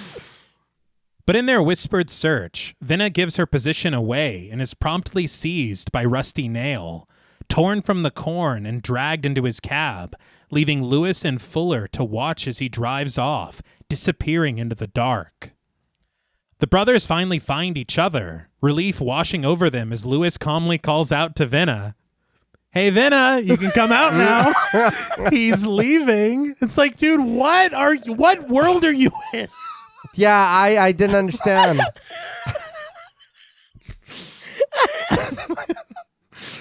I think the thing that pisses me off the most is that she was screaming so loudly when she was caught. Yeah. You think that's good? You think those are good sounds? It's probably the corn. Yeah. I feel like they both could have probably done a little Yes. more. Very true. But once they finally realize that Rusty Nail has taken her, the brothers bicker, both furious that the other let Vinna out of their sight. But suddenly, flames rise high from the aisle, Vinna's desperate screams cutting through the static of the CB and the Chrysler. The men race for the fire, which burns brightly on the hood of their car. Lewis wrenches the door open to reach for the microphone, pleading with Rusty Nail to let Vinna go, begging him for his mercy. But Rusty Nail simply retorts with a chuckle. "You don't feel like meeting me at a motel later, do you?" Lewis says that they'll do whatever he wants. This is when the you never should have called me a fat ass Kelly Price energy is really hitting, because he's like, and there's a specific room number. Yes. Like all of it. I'm like, dude, you are a bitch. Like, you're the pettiest fucking. It's like the memory on this motherfucker, dude. It was last night. It but- was- Yeah. Night before. I don't know. But Either way, it's not enough either time. way, yeah. But that was hilarious to me, and I crown like that's really funny. Rusty Nail gives the order. "Meet me at the next town. Medford, room 17, midnight. Do not be 1 minute late." Fuller climbs beneath the car, watching as gas leaks from underneath, a flicker of a flame riding this flammable wave as Fuller warns his brother of the imminent danger. But Rusty Nail adds, "And if there's any way you could bring a bottle of pink champagne, that's my favorite." He's such a bitch. Lewis is like, "We got it, dude." Like, oh my We're God. fucking sorry. And if you could dress up as a candy It's king. like, all right, dude, how am I supposed to find a costume before midnight? It's not his problem. It's no. Yeah, Lewis glances over to find this bottle of pink champagne resting at the center of the front seat. He's barely able to snag it as Fuller pulls him away from the burning vehicle, the brothers escaping into the corn just as it explodes. The brothers continue on foot, but upon discovering from a nearby sign that Medford is 7 miles away, they make a beeline for a bar parking lot, Fuller assuring his brother that he's done this before as he tests the handles of the cars that they find there. He eventually hits pay dirt in the form of an old Ford, climbing behind the wheel and working feverishly to hotwire it. But things get a little awkward when a man, played by Jack Moore, exits the bar, offering his help to get their truck started. Lewis tries to keep him at a distance as Fuller continues to drag the wires against each other, the engine sputtering, and the man suggests that maybe he could get them his jumper cables. He staggers over to the passenger side window, unable to fully see Fuller as he peers past Lewis, drunkenly instructing the older brother not to flood it, to just take it, turn it all the way off, and then on. What sucks is he's being so nice. Yeah, he is. But Fuller finally gets it going, twisting the wires off as the man stands triumphant, certain that his assistants did the trick. Lewis allows this, telling him, "You're the man, thanks a lot," as he climbs into the passenger seat. But as they speed off down the road, the uncredited owner of the truck rushes out of the bar, crying out into the night that that's his truck. And you start to feel rewrites. Yeah. Because you're like, man, this isn't holding up to like anything we've seen.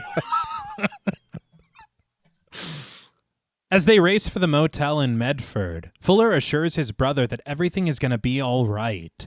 They're going to find Venna, then they're going to get Charlotte, and everything's going to be okay. Right? But in a Medford motel room, with I Wonder by Brenda Lee sounding through a small speaker, Rusty Nail's a big fan. Yeah. It's like, this is her greatest hits. Rusty Nail wraps the wrists of a sobbing Venna in thick strips of clear tape, nailing the chair that she's sitting in right into the motel carpet. But realizing that they weren't told which motel, Fuller and Lewis arrive at the wrong room 17, disturbing the occupant, played by Hugh Dane, and apologizing as they race back for the Chrysler. It was until this moment that I realized he didn't say which motel. Yeah. And they're on Motel Alley. Yeah. And all of the Medford motels are lit with giallo red lights, Oh, right. which is interesting. Was it funny to anyone else that when they approach this room 17, Lewis is holding the pink champagne? Yeah, he is. Look, Yeah, we're following the rules. It's like, we brought your drinks, sir. But in the proper room 17, Rusty Nail arms a double-barrel shotgun, arcing it on the ground to aim right at Venna's tearful face as he ties off the trigger with more tape, attaching it to the door handle, which comically bears a Do Not Disturb tag. I still think the reasoning behind all this is really flimsy. Oh, It's yeah. hilarious. It is to a point, and she didn't do anything. No. It's like, what the fuck are you doing? It's just, and Charlotte. yeah, Yeah, Charlotte didn't even know them. Yeah, I don't even know definitely you. didn't. Yeah. But it's like, also, I know that dude from the hotel was a racist piece of shit. Yeah. But in the context of this little candy cane black sheep Rusty Nail game, he didn't do anything either. He's To a them? stranger Yeah. to Rusty Nail. He didn't until I'm sure he insulted him in front of the room, Right. and then that probably. Do you think that he really thought that he might be Black Sheep? Maybe. Because I don't know. But I mean, it doesn't matter. He's probably. It doesn't matter. No. He didn't look like he was going to make it. But his filthy hands then stretch a strip of tape across Venna's mouth, silencing her sobs and her screams as he rotates the roll around and around. But the brothers stand breathless, several incorrect room 17s behind them in their search, until finally they set their eyes on the proper place across the street. Inside the room, with Venna secured tightly to the chair, Rusty Nail reaches for the telephone, dialing 911, and once the call connects, he intones, "Hello, police. I'd like to report some dead bodies." What? Yeah. He hangs the phone up instead of giving his name when the operator asks. The clock then ticks 1 minute past midnight as the brothers screech to a stop, rushing for room 17 and knocking incessantly on the door. Xxena sits trembling, the barrel of the shotgun coming into focus as Lewis reaches his hand for the knob, slowly twisting it. But once it opens, the men discover the room to be empty. They quickly clear it, Lewis raising the champagne bottle over his head like a weapon, their collective confusion only intensifying. But when the telephone suddenly rings, Lewis answers it instantly. Rusty Nail rasps. Nice, isn't it? Being on the receiving end. A pensive piano plods in the score as Lewis demands to know where Xxena is. Rusty Nail snarks. Who? And when Lewis rages that he isn't joking, holding the phone between himself and his brother, Rusty Nail retorts, You see, you might not be kidding, but I am. That's the point. Get it? Lewis assures him that he's made his point, and they already apologized to him. Literally, don't you have a truck full of shit to deliver? Yeah. Your boss is like, where the hell is this guy? And he rented 2 rooms, and he's trying to... Yeah. Your per diem is only... But Rusty Nail responds, Hey, Lewis, you know what I think is a real kick? Pretending the person I'm talking to is right next to me. Right next to me. Lewis realizes, holding his hand over the receiver and pointing to the room next door as Rusty Nail continues. Not what you expected, is it? That's not what I expected when I came to room 17 either. All right. I know. Oh, Yeah. See, I was on board. You gotta let it go, Yeah, man. I felt so over bad it. for you. They listen for him through the wall, just as they did on the night when they tricked him at the Lone Star Motel. And Lewis finally asks, What do you want? As Xxena wriggles against her restraints, Rusty Nail insists that he just wants to enjoy this for a second. Whispering their plan very loudly right next to the telephone. Yeah. It's like, geez, man. The men realize that they can't call the cops, so Lewis directs Fuller to go outside and see if he can spy Rusty Nail in the room next door, while he keeps him on the phone. Fuller rushes off under the awning and around the side of the building, but Lewis, on the phone, asks, You still there? And Rusty Nail calmly answers that he is, inviting Lewis over to their room, where his candy cane is waiting.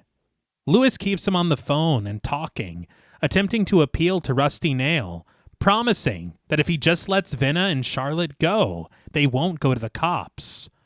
But Fuller has already crept behind the building, crossing through a cluttered alley to reach the back window of room 18. And just as he peeks in, spying the tied-up Xxena resting in front of an armed shotgun, Rusty Nail suddenly meets him there, crashing through the glass and seizing Fuller by the face. He implores him, Watch this. It's gonna be hilarious. And that is not Ted Levine talking. No. It's like, why didn't you pipe that in? Yeah, I know. Fuller struggles against him as Lewis races out of room 17 and stands in front of the room next door, reaching his hand for the knob, slowly twisting it, the hinge squeaking as the attached tape slowly pulls the trigger of the shotgun taut. As Xxena cowers from what appears to be her fate, Fuller finally pulls himself out of Rusty Nail's clutches, clattering backward and into a sharp seat on the alley fence, a pipe impaling his leg as he screams for Lewis not to open the door. Lewis listens just in time, but Rusty Nail follows Fuller outside, forcing the pipe deeper into his thigh. Ugh. Lewis follows the sound of his brother's screams, peering through the alley to see Rusty Nail speeding off in the cab of his truck and into a nearby field. I don't know why that cracked me up. Yeah. Because it's hilarious. But I'm like, is nobody else in this hotel? I guess not. Like, we're Yeah. breaking windows, we're screaming, we're banging on doors. That's like, true. I was like, no, whatever. This is Monday night in Medford, Yeah. I guess. But seemingly safe for now, he continues his search for Fuller, finding him hanging by the hood of his coat on the opposite side of the fence. Fearing him to be dead, He tries to rouse him awake, Fuller weakly lifting his head to face his brother. But when Lewis tries to lift him off of the fence, he discovers a curved pipe jutting out of Fuller's thigh, sharply securing him in place. Just then, the police arrive at the motel. A squad of officers played by Huey Redwine, John Maynard, and Peter Whiterer, exiting their vehicles to investigate, with one of them discovering the lifeless body of the manager resting in a pool of his own blood in the office. So maybe he didn't pay for the rooms. Yeah. I was like, really? The officer calls out to the others, the squad swarming each of the rooms one by one. But out in the alley, Lewis continues his attempts to free his brother from the fence, the pair watching as Rusty Nail now sits distantly in his cab, his headlights beaming and smoke rising all around his vehicle. The officers keep clearing room after room, with Vinna struggling against her restraints in room 18, the score rising suspensefully as they reach room 19, calling out the number, which Fuller overhears. He realizes, Vinna. Lewis asks, "What?" Oh, man. This is why you're in second place. Yeah. Yeah, no, yeah. Even still? Yeah. Fuller orders his younger brother to stop the police before they open the door to room 18. Lewis rushes off, diving through the back window of room 18 and reaching for Vinna's chair, just as the officer seizes the knob, twisting it. And just as the door flies open, the shotgun fires right into the ceiling, narrowly missing Vinna, with Lewis able to wrench the chair free of its nails, the pair clattering to the carpeted floor. The officers order Lewis to show them his hands, which he does fearfully, but the engine of the 18-wheeler suddenly revs to life outside, Fuller screaming for his brother from the alley when he's unable to free himself from the pipe. Lewis pleads with the officers that that's his brother out there, and against their warnings, Lewis begs them not to shoot as he dives through the window and into the alley to try to rescue Fuller. Ain't no fucking No, way. so I just gotta talk to my brother really quick. Yeah. It's like, don't shoot. That's not how that works. I will say the sequence, the way they were intercutting between things, the sequence was actually pretty good. Yeah. It was. The tension was good. I just feel like even as I'm watching this, I know that there's no way this ends with Vinna getting her head blown off. Like, Right. I never felt the real threat of that Yeah. ever. That's fair. Yeah. A few officers stay behind, freeing Vinna from her taped trappings, while a few others follow Lewis into the alley, discovering Fuller there. They aim their guns down at the brothers, but Rusty Nail suddenly puts his foot on the gas, the massive vehicle barreling down on them, and Lewis screams for the officers to open fire on the truck instead. They do as told, providing a bit of cover for Fuller and Lewis, but when the cab encroaches a bit too closely, the officers dive out of the way, with Lewis barely able to tear Fuller free from the pipe in his thigh as Rusty Nail smashes through the fence and through the back of room 18, the motel room crumbling around the cab as the officers rush Vinna outside into the parking lot. Once everything settles, the officers creep through the destruction and debris, their weapons drawn as they wrench the cab door open, discovering a bloodied body in the driver's seat. But a muffled cry from the back of the cab suddenly captures their attention, their flashlights arcing to find the still alive, but bound and gagged Charlotte. J.J. Abrams said on commentary that there is a version of the film that I think there might have even been a filmed sequence of it. Yeah. Where Charlotte does die. God damn. And then they realize they're like, okay, maybe that is going a bit too far. And J.J. Abrams goes, her only crime is being in a poorly written scene. Yeah. And he's right. But I'm like, okay, so everyone's fine. Where's the twist? Right. Right. And sometime later, the parking lot is filled with first responders. And after checking on Charlotte in the back of an ambulance and giving her a heartfelt hug, Vinna crosses over to the ambulance that contains Lewis and Fuller, the brothers sitting in the back, having been tended to by paramedics. Lewis calls out to a nearby officer, wondering if they were able to figure out the identity of Rusty Nail, and the officer answers that they were, that he was just some random trucker for an ice company out of Wyoming. As he steps away, he leaves the trio behind, Fuller mulling that over for a moment. Ice company. Suddenly, the CB radio at the front of the ambulance whirs to life, and through the fuzz of static, a familiar voice calls out into the evening. Breaker 19, westbound I-80. How's that storm looking? Is it raining out there? Lewis and Vinna climb into the front of the ambulance, frozen in their fear as Lewis reaches for the microphone, trembling to touch the talk button as he asks, "Hello?" Rusty Nail answers that he's looking forward to the storm. It keeps everyone inside, washes everything clean. Lewis and Vinna sit in stunned silence as Rusty Nail rides on. We cut to black, and the credits roll.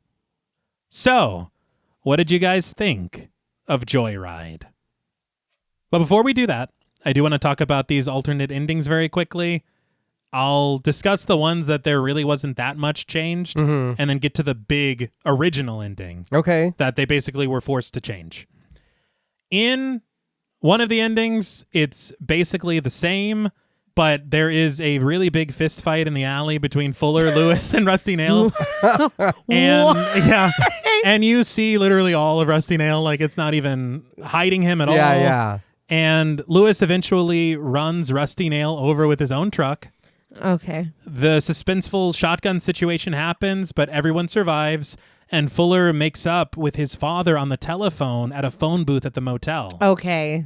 And Vinna and Lewis smile together in the back, so you're like, okay, they're together. So it is a payoff of arcs that we don't get in the theatrical ending. Right. Another ending is basically everything is the same, except it's Vinna that frees herself from the shotgun. And I like that. Me too. She's the one that eventually does kill Rusty Nail. Okay. And then we get the ending with the ambulance, and Fuller makes up with his father and everything. Okay.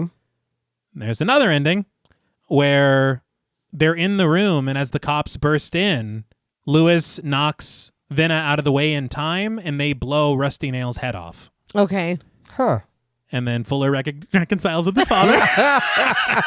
So that was just there. That's important to every ending Yes, except the one we Except the one we get. The one we got. It's so weird to me. But the original ending. We pick up when Lewis and Fuller are naked in the diner. Rusty Nail tries to kidnap Vinna at the truck stop after a very brief conversation over the CB radio, but she drives up to the front of the truck stop and honks the horn. So the guys run out naked, with Fuller getting dressed and taking the wheel as they chase after Lewis, who is running butt-ass naked in the street after an 18-wheeler that he will never catch. He's trying to chase... Yes, he is. Okay. But in their pursuit, Fuller wrecks the car, flipping it into a ditch, but he and Vinna are fine. After an altercation with another motorist, who I don't think is pleased to see two naked dudes running in the middle of the street, Right. Yeah. an officer, played by Walton Goggins, appears. Okay. I was wondering because I seen the credit, but I was like, I don't think I seen that anywhere. Right. And I'm so disappointed because Walton Goggins is great. Yeah. Love it. Oh, no, yeah. But he takes both of them to the station and arrests them. Rusty Nail calls them at the station, telling them, because during their conversation on the CB, Vinna was saying to him that most serial killers eventually they end it all because they realize the horrors that they've done. Mm-hmm. And she says that he needs to get some help before that happens to him. And Rusty Nail calls the police station and he says that Vinna was right, and that's what he's going to do. And so they trace the call to a phone booth in town where they find the dead body of a trucker holding a shotgun.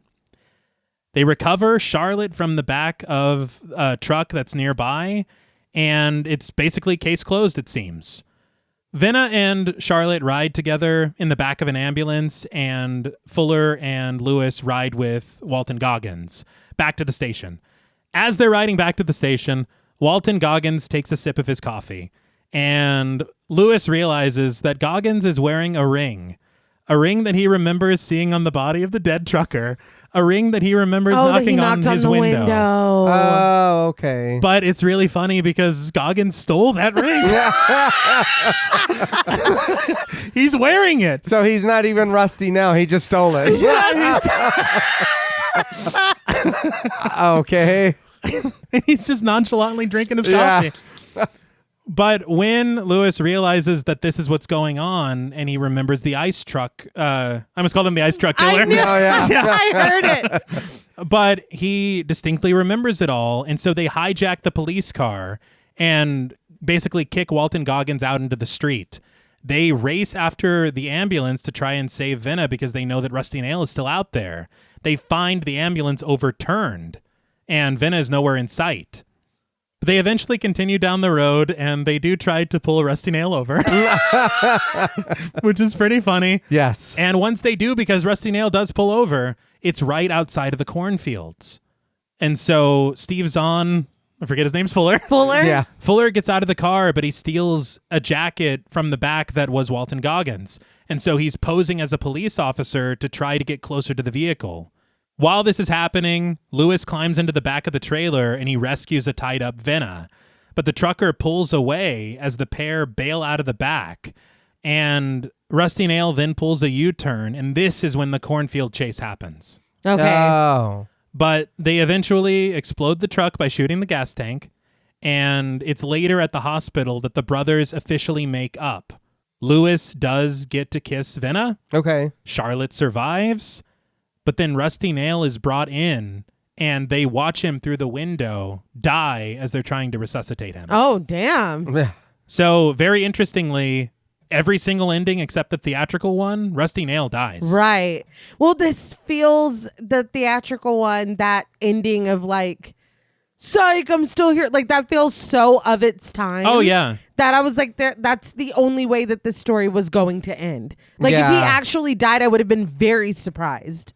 Yeah, I do feel like this is a bit of a ferryman situation. Not ferryman. Yeah, because it was like, oh, come on, dude. Where's the mud vein? Yeah.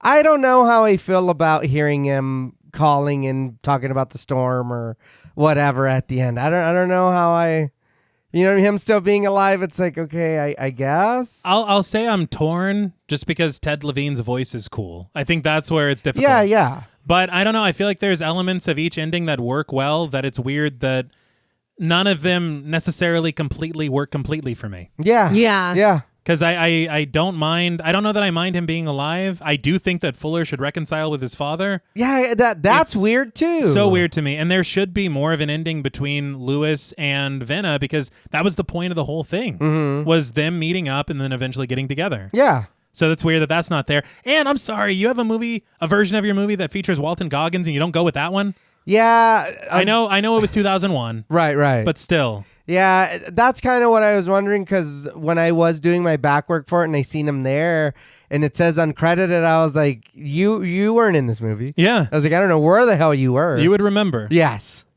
But us having that little talk, I do think too, I don't know which one would work. Yeah. I do think it's weird that in every ending, Fuller and his dad make up or whatever, but not here. And again, I think Charlotte, if we're going to have her be taken, I need more with her. I don't know, man. I just feel like Fuller, we could have got the same thing out of him without making him be that much of a dickhead. Like, even if he was in the room just talking and having a drink with Venna, maybe Rusty now puts doubt inside of his brother's head. Right. Maybe it is to tear them apart or try to have them not work together. Yeah. It is one of those things where it's like, you guys all kind of suck. I don't know, even if Lewis, like, he didn't fully come up with the plan, but he did help. And he didn't stop him, and he was like, this is wrong, but then he turned around and still answered. So I don't know, man. It's I had a lot of fun, but it's a very weird ending. Yeah, this one is an odd one because I did have a good time, but I feel like the first half is so much stronger than the second half. But I do get a lot of entertainment in just how petty this vendetta is. Like, I mean, going over it, I was like, damn, that is really fucked up what they did. Like, that is mean. You know what I mean? But it's like, I can only have Rusty Nails back to a certain extent before it's like, dude, you're dragging this. Like, it wasn't that bad. It only escalated because you ripped somebody's jaw off. Yeah. Like, the worst that it would have been is you would have been a little bit embarrassed and you went out of your way. And I do still feel really bad about him buying that pink champagne. But it did not need to go this far. No. But that makes it kind of funnier that it did. Yeah. It did, but I wish we would have leaned maybe more into the silly instead of the kind of serious times we get. It is serious. Yeah. Like it is. That's why I'm like, are we like this was really the catalyst for this? It's very serious, and then you get 12 cheeseburgers, please. Yes. And you're like, what is that was this? a very weird detour. Yes. But it's like, it is a cautionary tale because don't fuck with people for no reason. Yeah, like yeah. you were just trying to make fun of somebody or like, you know what I mean? Don't be doing shit like that because you never know. Like I said earlier, you never know who has the time. You never know who is unhinged. You never know who is there waiting on a straw to break the camel's back and it's on. You have no idea. So like, just be nice to people. Yeah. Don't have them buy pink champagne for no reason. You know what I mean? The racist at the hotel did need his ass beat. He did. Did he need his jaw ripped off? Yes. Yeah. Still yes. Yeah, still yes. Yeah. But they didn't need to facilitate it. Right, you know what I mean? Right. I just shrugged. Maybe not. But it is fun. I don't know. The ending is not satisfactory. I would say the last maybe half an hour, 40 minutes, I was like, what the hell is going on? Do you prefer any of the alternate endings? I prefer pieces of them. Right. I wish that there was resolution between Lewis and Fuller after everything that they've been through. And after how like they were not vibing with each other at all. Like it would be nice to see them come back together. I'm torn on Venna. I do like the idea of her ending up with Lewis, but I also like the idea of her being like, that was fucked up. This was insane. I really don't want anything to do with either of you romantically. I get that too. I think in the early 2000s, it's like you got to get the girl. Yeah, I get it. But there are bits and pieces in all of them that kind of work, and I don't know necessarily which one is the best because they all kind of have something that I don't like about them.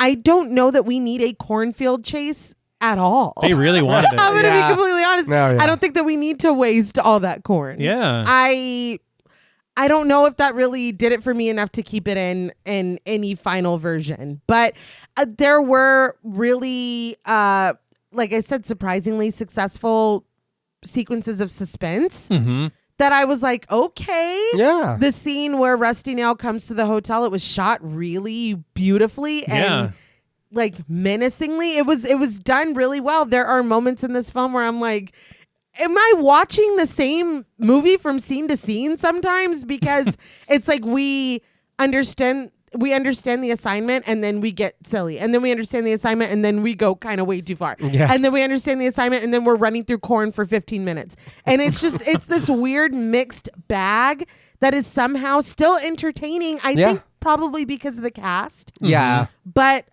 this is a weird one, but I still liked it. And I don't even think it's that good, but I did like it. Yeah. I think that's kind of where I'm finding my appraisal of it as well. Yeah. Because I really don't. There are things that I flat out do not like about this movie, and things that I think that they should have and could have done that was featured in other versions of the film, Right. that for some reason gets cut. Yeah. So you're having these things that you set up that have no payoff, and it's like three things that this happens. Yeah. You have the whole thing with Lewis and Fuller getting into it and never really reconciling.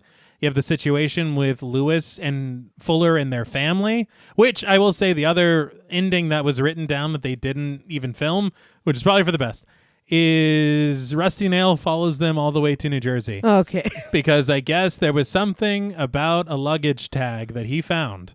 and he followed them back to their house, and then he does like whatever and the whole thing. I'm like, thank you for not. Yeah. Rusty Nail needs to be fired. Yeah, no expeditiously. dude. What trucking company? I know. But I mean, I don't know. I think that there are a lot of things that work. We can slide right into ratings, honestly. I think that there are a lot of positives in this film. It is a fun watch, I think, at the end of the day. Things that don't really work out, it's a popcorn thriller, really. Mm-hmm. Have some fun with it, and I think you'll enjoy it. Anything outside of that, I think that there are moments they try to reach some depth, but then they cut out anything that would allow them to do that. Yeah.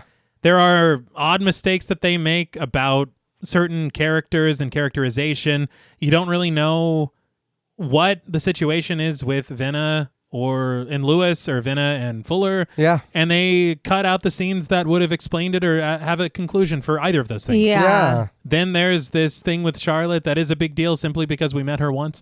Yeah. And I would prefer, because there is this scene where you see we press into Venna's dorm room, and there's a whiteboard on the wall, and it says, "Thanks for letting me borrow your notes," but it's the name of a different friend. It's like, why the fuck wasn't that Charlotte? I know. Rusty Nail got her earlier. It's like, geez, these small opportunities. Right. But I mean, I don't know. There are, on a technical level, things that work really well. Like you had said, the sequence of suspense at that Lone Star motel room. Yeah. I think everything about that is just about perfect. There's not one thing that I would change. Even the little jump scare of the phone ringing. Yeah. It's great. It's really good. The lighting, the neon lights, the way the camera presses into the painting. Yeah. And not seeing shit. Yes. Fantastic. I don't think that there's a better way to do that. And I was fucking putting my ear to the Yeah. wall. It's I'm like, what's going on in there? Yeah. And the performances. Steve Zahn is fantastic. Don't get enough Lily Sobieski. I think Paul Walker holds his own. Yeah. He did hold his own in that one scene. He did. And Ted Levine is just great. I really, Oh, yeah. to be able to pull off such a memorable performance using only your voice. I know that voice actors do that all the time, but in a film like this, when it is a horror film and we have this person that is stalking and killing people, Yeah. to not see him like ever, Yeah. that's pretty great. Yeah. Though the time we did see him was disappointing. And it wasn't him. No, Yeah. it wasn't. He's like, I'm Krusty Nail. It's like, what? Who the hell is this? Yeah. No. My brother told me everything. But I don't know, man. I think that this one it's worth watching as like this kind of slice of 2000s horror. Yeah. Because I think it's fun. And especially if you were to watch it with friends, it's one to kind of laugh at, but one to enjoy as well. Yeah. There are laughs to be had with it intentionally, and I think some definite unintentional For ones. sure. But with all that being said, for me, out of 10 chilling chirps on the chat box, I am going to give Joyride 6.5 chilling chirps on the chat box out of 10. I think that the parts that aren't successful drag it down a little bit, but I really think that the parts that are successful deserve their praise. And I see why this film 25 years later has such staying power. Oh, yeah. People talk about it quite a lot. We got a lot of requests for it, and so I'm kind of glad we got to revisit it. But I will now open the floor to you. I won't take up too much more time. I think everything that we said is kind of, what the movie is. It is very fun watching this, even by yourself, just putting it on and doing stuff around the house or whatever. I can totally understand why people like this movie. It is entertaining. It is funny. I think in some spots where it's not supposed to be, in some spots where it is. But it is that weird feel of watching it and trying to pay attention to the story and make stuff out of it. And it's like, well, that's, again, for me, the reasoning behind all this is really flimsy. I get that. I get that they embarrassed them, and I get that whatever. But you went to that room, and then whatever happened after that, that was on you. Yeah. You know what I mean? You could have been embarrassed and cussed dude out, or y'all could have exchanged words, and you could have left. But all this for that. And he's like, you know how it feels? It's like, come on, dude. You did that like 3 scenes ago. Yeah. We were already scared and apologized, and you're still going. Yeah. You were going to crush us. Yeah. That's just Yeah. nothing. How was that not? You fucking smashed through that truck. Yeah. Chased us. I crashed. Then you found us and started smashing the car. I think we're even. Yes. I think we got a little more embarrassed than you did going to that room in the middle of the night. And he killed that trucker on the way. Yeah. Oh, dude. no. Yeah. me and Jules had talked about it, and I don't think that they've seen this before, but we had said that if it had been determined that Rusty Nail is like a prolific serial killer, Right. it's more a matter of they fucked with the wrong person. Right. Rather than they fucked with this guy who has a lot of time on his hands. Yeah. It's just that, and then Fuller and I don't understand why. Again, he is funny, but you're right, babe. We do give him a pass because he's funny, and it's But that only goes so far. Yeah, And I think that when we make that shift of when Venna joins the party, right. I'm more interested in this dynamic of like, what the fuck is Fuller doing? Yeah. You know what I mean? And then it's like, oh no, we gotta fucking run from Rusty Nail again. And it's like, oh, okay, never mind. It is that too. It's Lewis and Fuller. We don't really like. I know we get the little story about him picking him up, and then the phone call he had with his mom. But it's like, man, and they do feel, like I said, like brothers until you're right. We get to that part, and then it's like, oh, so you're his homie trying to run, you know what I mean? And you're what? And I didn't think about that until you said that, because it does kind of change after that. If my brother's getting hemmed up in a bar and we've been drinking, I'm Superman. I think I'm going to go over there and be like, what the fuck are you guys doing? You know, and the two of us are going to beat all four of you up. Even if we get beat up, he did nothing. He's like, fuck, let me go call her a bitch. Yeah. And then take her out of here and then leave him there. Lewis is like, oh my God. Yeah. Yeah. But it is fun watching it and kind of going through it. But it's that digging into it. It's like, God damn, it's like, and there's a lot of ridiculous shit going on in this movie. But I did have a good time, so I won't even act like I didn't, because I would watch this again. And if you haven't seen this, watch it again. It's very fun. So for me, on a scale from 1 to 10, chilling chirps on the chat box, I'm going to give Joyride a 6.5 out of 10 chilling chirps on the chat box. I did have fun. I do like this movie. I don't think that the nostalgia, because I don't have it. I think if I had it and it was there, I'd probably go higher. But I still would watch this movie again. I think I've already kind of shared my issues or whatever. My score is slightly higher than y'all's just because, you know, you got to love a petty king. And it really... It's hard to think of too many that have been more petty than this. Yeah. Because this was really wild. This is a fun watch. I'm not even sure if it's a good movie, but I had a good time with it, even though if, you know, that last half almost, I'm kind of scratching my head and wondering how the hell we got here. Yeah. But I mean, it was fun. Plus, it has this you can tell that this was early 2000s, and that always has me kind of, you know, a pig in shit. I enjoy that vibe for the most part. You know what I mean? So on a scale from 1 to 10, chilling chirps on the chat box, I am giving Joyride 7 out of 10 chilling chirps on the chat box. This was a wild ride. Yeah, very good. Well, that's all from us at Pod Mortem. What would you rate Joyride, and what should we watch next? Let us know on Instagram at the Pod Mortem. Don't forget to follow us on Twitter and like our Stairhole Productions page on Facebook. Be sure to follow each of us on Instagram and Blue Sky at TravisMWH, at Blood and Smoke, and at Juggalo Daddy 84. Thanks again to Original Cinematic for sponsoring this week's episode. Please consider pledging to our Patreon, where you'll gain access to over 300 hours of bonus content, our monthly schedule, our Discord server, and the opportunity to help us decide which films to cover. And if you're looking for Pod Mortem and Stairhole Productions merch, follow the link in our episode notes. I will say that we have just made the switch from TeePublic to Dashery. Yeah. The kind folks at Dashery were nice enough to send us a trio of premium shirts as some test prints. Fantastic. Yes. Oh, yeah. So let's hop over there. Yeah. Go check it out. thepodmortem.dashery.com. Go now. No, Yeah. Well, let's finish. Stay tuned until after the music for a special thank you to our Wendigo Getter patrons. And remember, what's done in darkness always comes to light. Anonymity might feel like insurance, but to rely on it is just an accident waiting to happen. Until next time.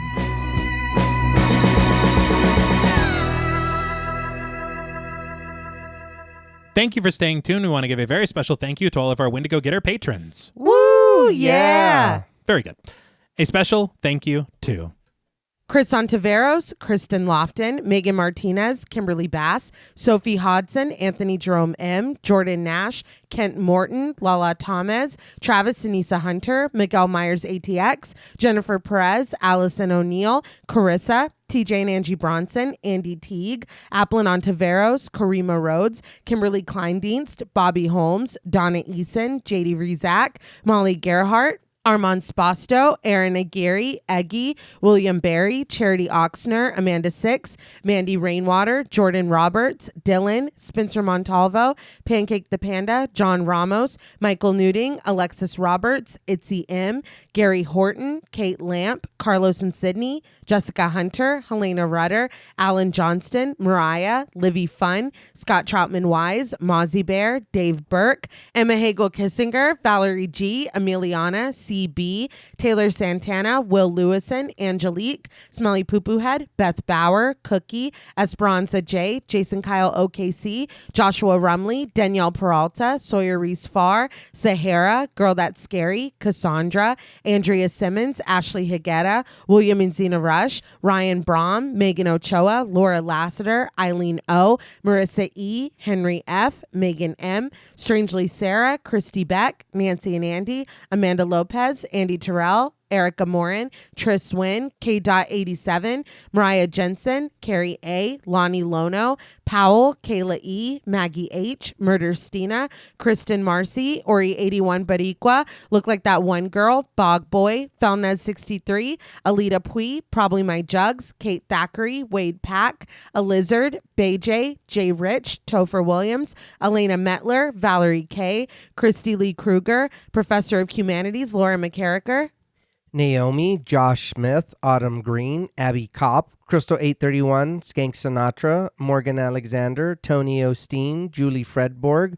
Rihanna S., Daniel Taylor, Anna Kate, Heather Ortiz, Kim H., August, Jenny May, Old School Cool, Malik Caselli Armstrong, Scarly D, Toya Shea, Katie, Martin Shaw, Star, Tyler J, Cam Davies, Patrick Hoagland, Raven, Wesley Tart, Kristen Jackson, Jacob Nordberg, Samantha, Damian Grant, Half Price Horror, Clemmy, Nisi Nay, Jason X Rules, Aaron Norman, Victoria Smith, Patricia A. Graham, Erasmo Pena, Danielle Wright, Chuck D, Tabitha Thomas, Connie Lingus, Richard Murray, Irene, Jordan McCarthy, Rosalind Harnias, Emily Rance, Amy, Lisa and Kathy, Mike H, Christian Sadler, Hannah, Sarah Jack, Casey L, Evelyn Knight, Paula Garcia, Nikki M, Megan and Alexandra Saldivar, Lisa Sykes, Kelsey Niemeyer Cook, Martina LaForce, JG, Morgan Novello, Ashley, Alex M, Brandon C,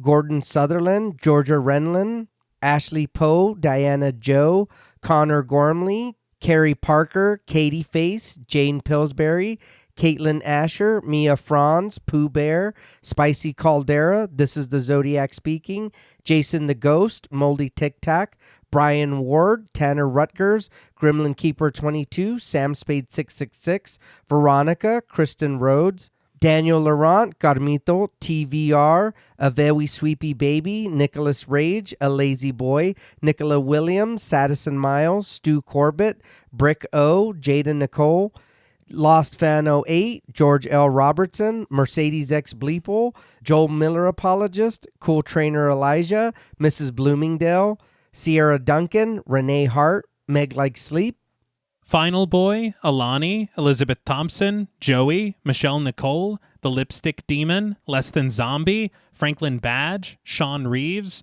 The Kryptonian Orphan, Melissa B., Elena C., Jillian Munford, Evil Chris, Rexterm Raoul, Witchy Poop 19, Brian Avers, Danielle Milton, Instant Horror, Skin Deep, Ashay Guevara, Aaron Mr. Clean Bouchard, Henny Kravitz, Francisco Olmos, Ponchi Cat, Christina Perez, Buddy Boy Mac, Revamped, a Rewatch Podcast, Sarah Coolidge, Show Livia, Film Fiend, Catherine Clark, Brandon Brown, Jessica Hernandez, Camry, Amy Shipley Like the Donuts, Jack, Alyssa Mesquites, Jennifer Hager, Nox Nocturnal, Byron Pittman, Sophia Mason, Most Unholy S'more, Pear Bear, Tom Blades, Bonnie Bazell, Crystal Reddy, Stu Mocker Fokker, Sean Weeks, Chardonnay Carlina, Samira Samuels, The Chief King, Nicholas Doba, Philip Thomas, Ashley Gravely, It's Austin Buttercrush, Kimberly Martinez, James Floyd, Stephanie, Hope Mowry, Abe the Camel, DGS, J. Taylor Art UK, Robert Murdoch, GQ, Danielle Carter, Jason Moore Please, Nostly, Emily Jeffries, Joey Monda, Madison Basaw, Jasmine, Midnight Martini, Victor Rushing, Gavin Annette, Jennifer Monahan, Beetle Babley, Lucille Brooker, Tono and Tone, Mick K. Dingus, Brian Highsmith, Abigail Spitzer, Christina Juarez, Billy Williams, Robert Quadriguez, Wispy Rainbow, Bionic Shoulder Blade, Zachary Luke, Squid Fart, Amy Goodman, Spooky Gal 89, Alyssa Defoe, Trev Heron, Vicky Worgan, Brooke Ball, Jason, Ryan Skelton, Travis, Coolest Name on Earth, Adams, Sage Pearsell, Elizabeth Selvmoen, Seed, Jonathan Schwest, and Ronnie Artega Shavira. Thank you all so much. Yes, thank you. Thank you so much. We appreciate each and every one of you, and thank you for helping us to keep things trucking. Yeah. All right. Until next time.